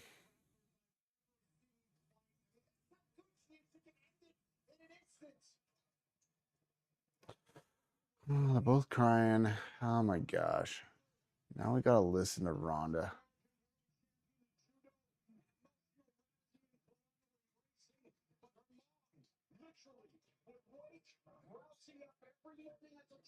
Ugh.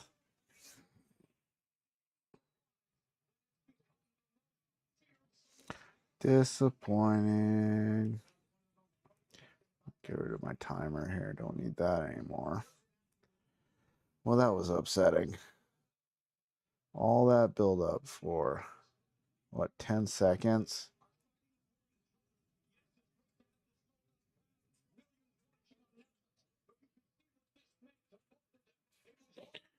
That sucks. That sucks.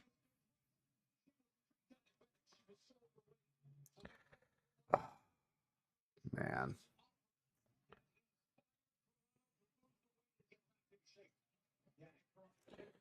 All right. We should probably start looking on Facebook for a challenge from Kayla Harrison.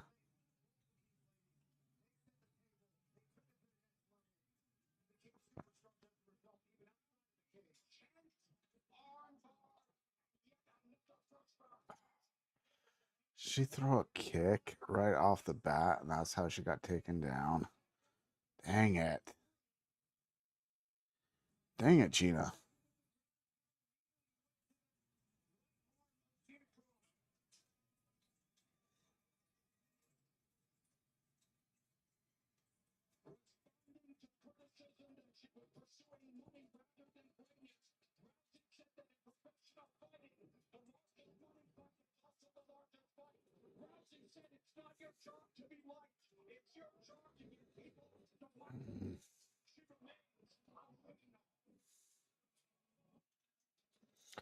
Well, that was disappointing.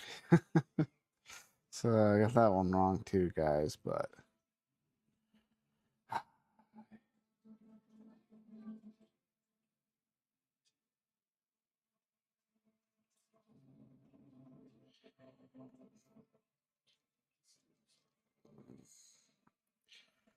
oh my gosh. We gotta listen to Ronda Rousey talk.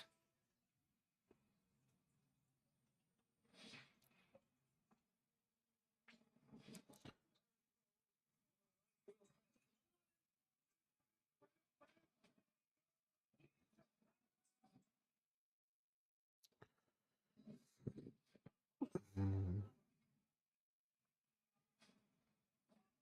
They've already got it up on. People said boring, underwhelming, too easy. She would destroy Kayla. I don't think so. Fight will never happen, so I don't even know why we talk about it. She's never gonna fight Kayla. She's never gonna fight Cyborg.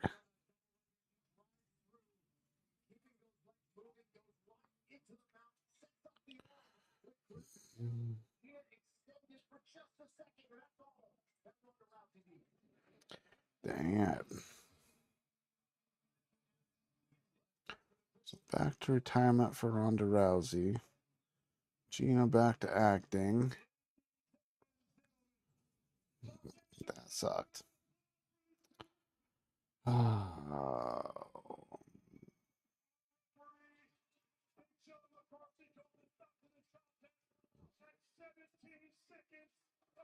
17 seconds of round one. My gosh. Oh.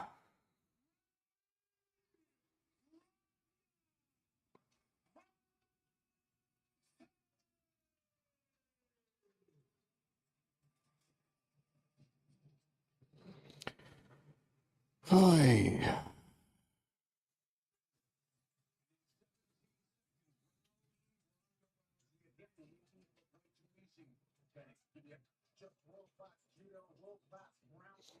Karate Combat saying that Ngannou would have no chance against Espana.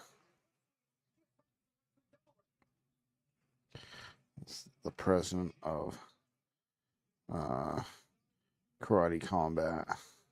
Says Ngannou would have no chance against the Spain. No.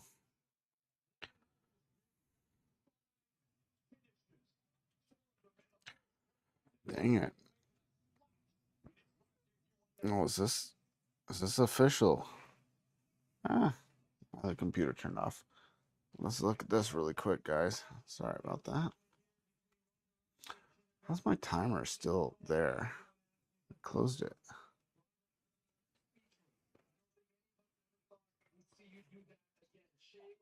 All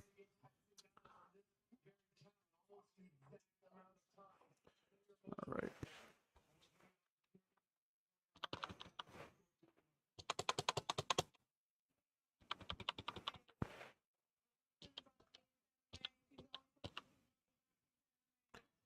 All right.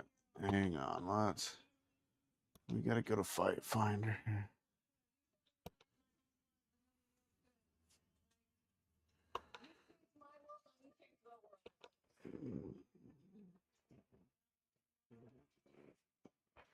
That sucked, man. Okay, so upcoming UFC. And next weekend off from the UFC. We got the road to the UFC stuff happening. Where are we at here? Okay, so the 30th, May 30th, the next actual UFC card from Macau, China. Song versus Figueredo. These are just all lead ups.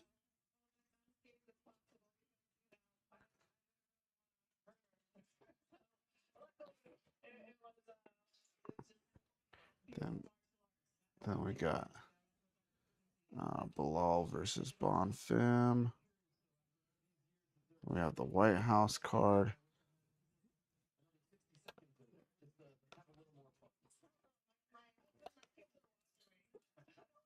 Let's see. All right. So let's look. Let's see if this is official. So they are saying Benoit Saint Denis versus Paddy Pimblett is definitely on the International Fight Weekend card. Corey Sandhagen versus Mario Batista. Cody Garbrandt versus Adrian Yanez. Cesar Almeida versus Damian Pinas. I have no idea who that is. Cody Durden versus Odie Osborne. Ryan Gandra versus Zachary Reese. So what I just read said that they have a opponent for Gable Steveson named Elisha Ellison. Now, that fight is official for UFC 329, but it's not showing there yet. Just gonna save that. So yeah, we'll see. And we still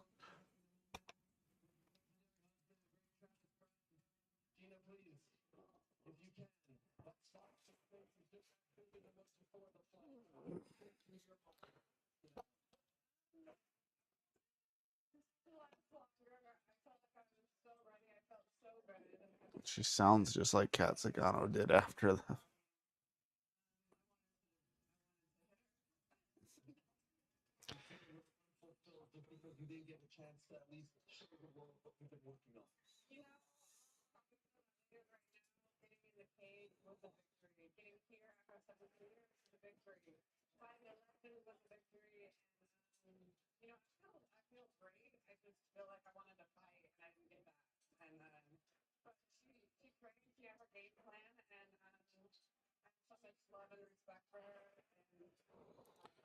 dang it.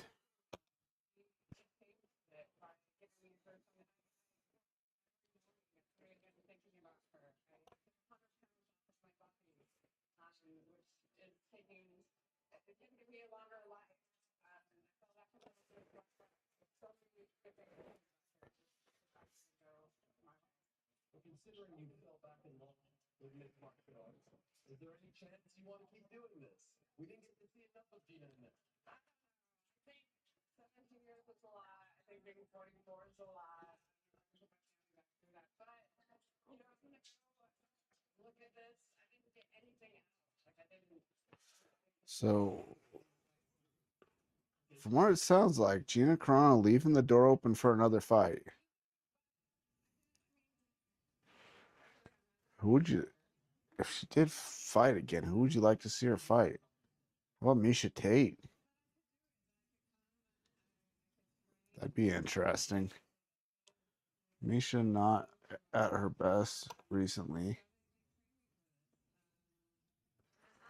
Okay, so this is the fight coming up in a few weeks from China.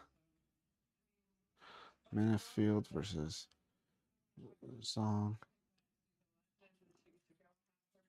Pavlovich versus Tashira. Kai Asakura versus Cameron Smotherman. Cameron Smotherman, he was the young man that passed out after weighing in a few months back. Salikov versus Jake Matthews.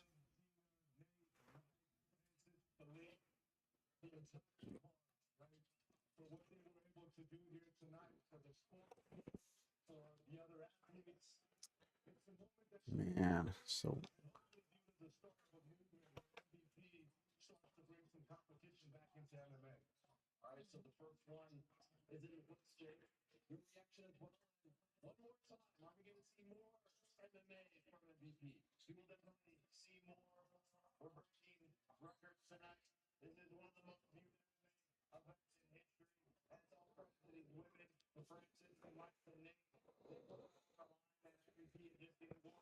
yeah, I I want to know what the numbers were. That's going to be interesting.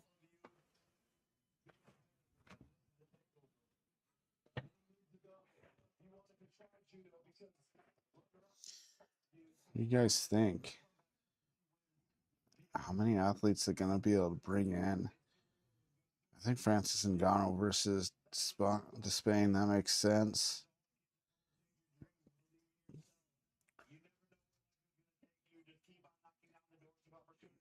Probably we see Mike Perry back again.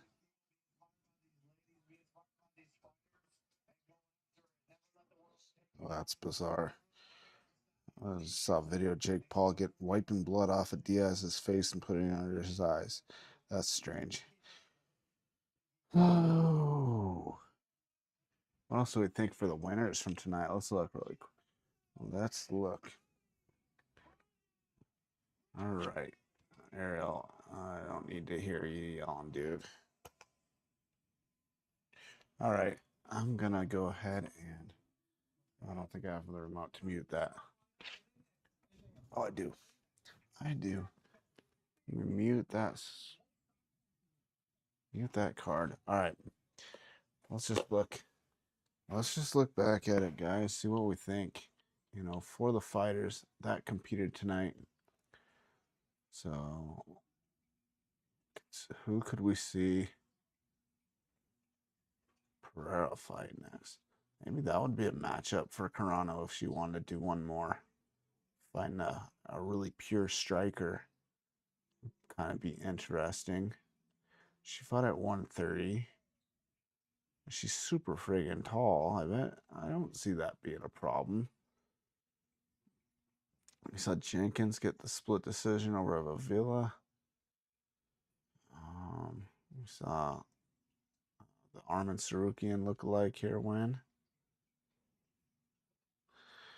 by a decision.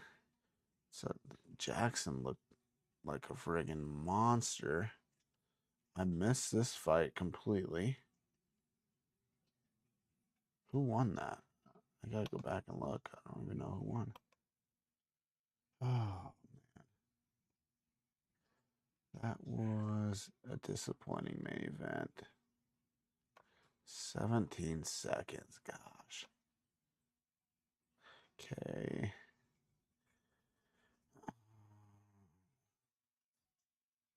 Yeah, Moraes did win. Technically, so obviously it choked him out. This was up at welterweight. So you match him up with him. Welterweight. Maybe this guy versus Mike Perry? I don't know. Lightweight. Did we have other lightweights on the card?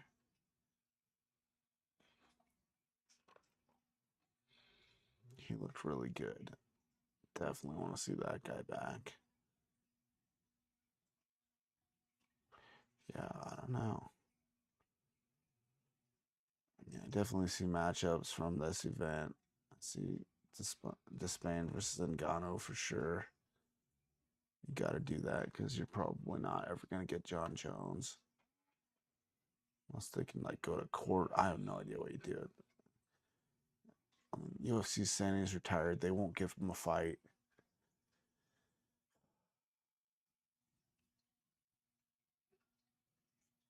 I would like to see Gina in there with somebody who's more of a striker if she wants to do one more.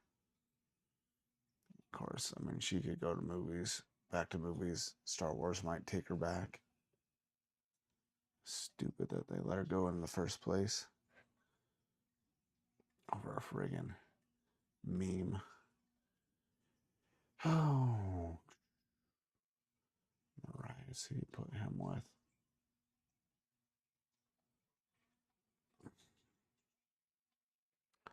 Yeah. You got some good fighters that won on this card. You could bring back again. Was apparently it's Jod Mason Wong. I thought it was Jade, but apparently not Jade. So she's coming off. She's got 3 losses in a row. now, 33 years old. We got Pereira, sister of Alex Pereira. 3-2. Won again tonight by split decision. I was kind of surprised that was split. I don't know. I thought she controlled enough of it to win.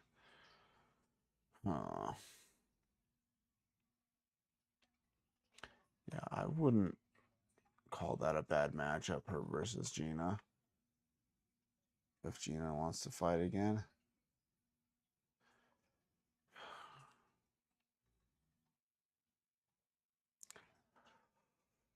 Oh, man.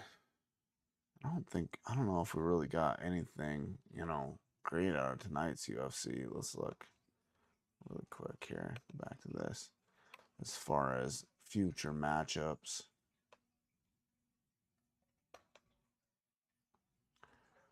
I mean, Costa kind of needs to go back to the drawing board because probably lost all 5 rounds against Allen.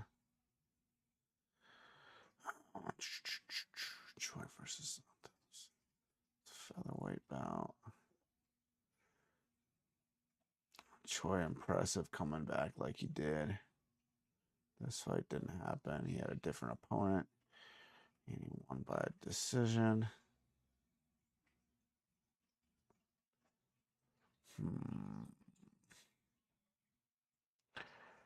Let's see. I didn't see this fight. Saw most of this fight. Brundage with a KO of Petrosky. He's come back strong, man. Let's look back real quick here.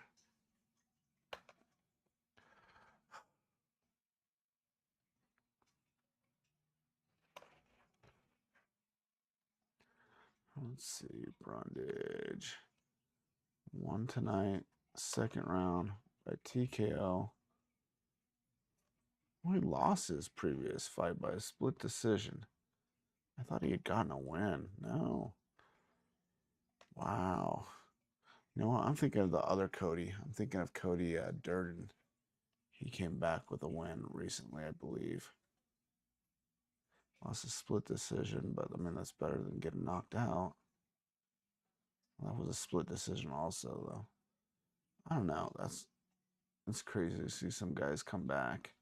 You'd think they're probably on the verge of being cut. Good for Brundage. Colorado guy.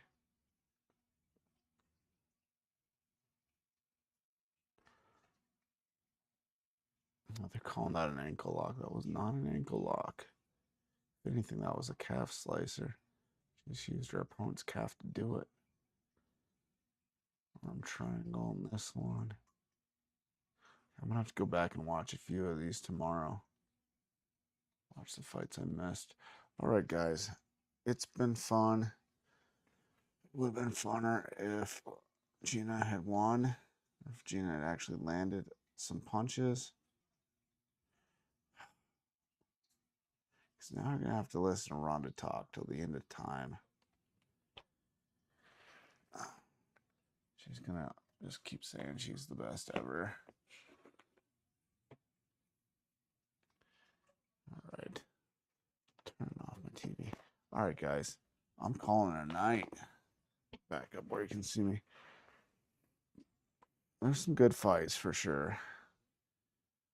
Oh, got a few comments tonight. That was awesome, guys. Thanks for joining me. Still have a few of you on, but I'm going to call it good for the night. God bless. Hope you enjoyed the fights. Get next weekend off from fights unless something else comes up. Man, hopefully we get some announcements for International Fight Week. I mean, we don't know for sure that they've got an opponent for Gable Steveson, and we don't know what's going on with what's his name? Conor McGregor. Who's Conor McGregor fighting? All right, guys, I'm gonna call it. See you next time. Hopefully get some different content up this week. Want to do a review on a few different things, so hopefully Got a camera coming that I want to do a review on. I might do a cooking video tomorrow. I've got plans to cook. I was gonna cook something today and didn't get a chance to because, like I said, we were up in the ER for a good chunk of the day. You have a great night. I'll see you next time.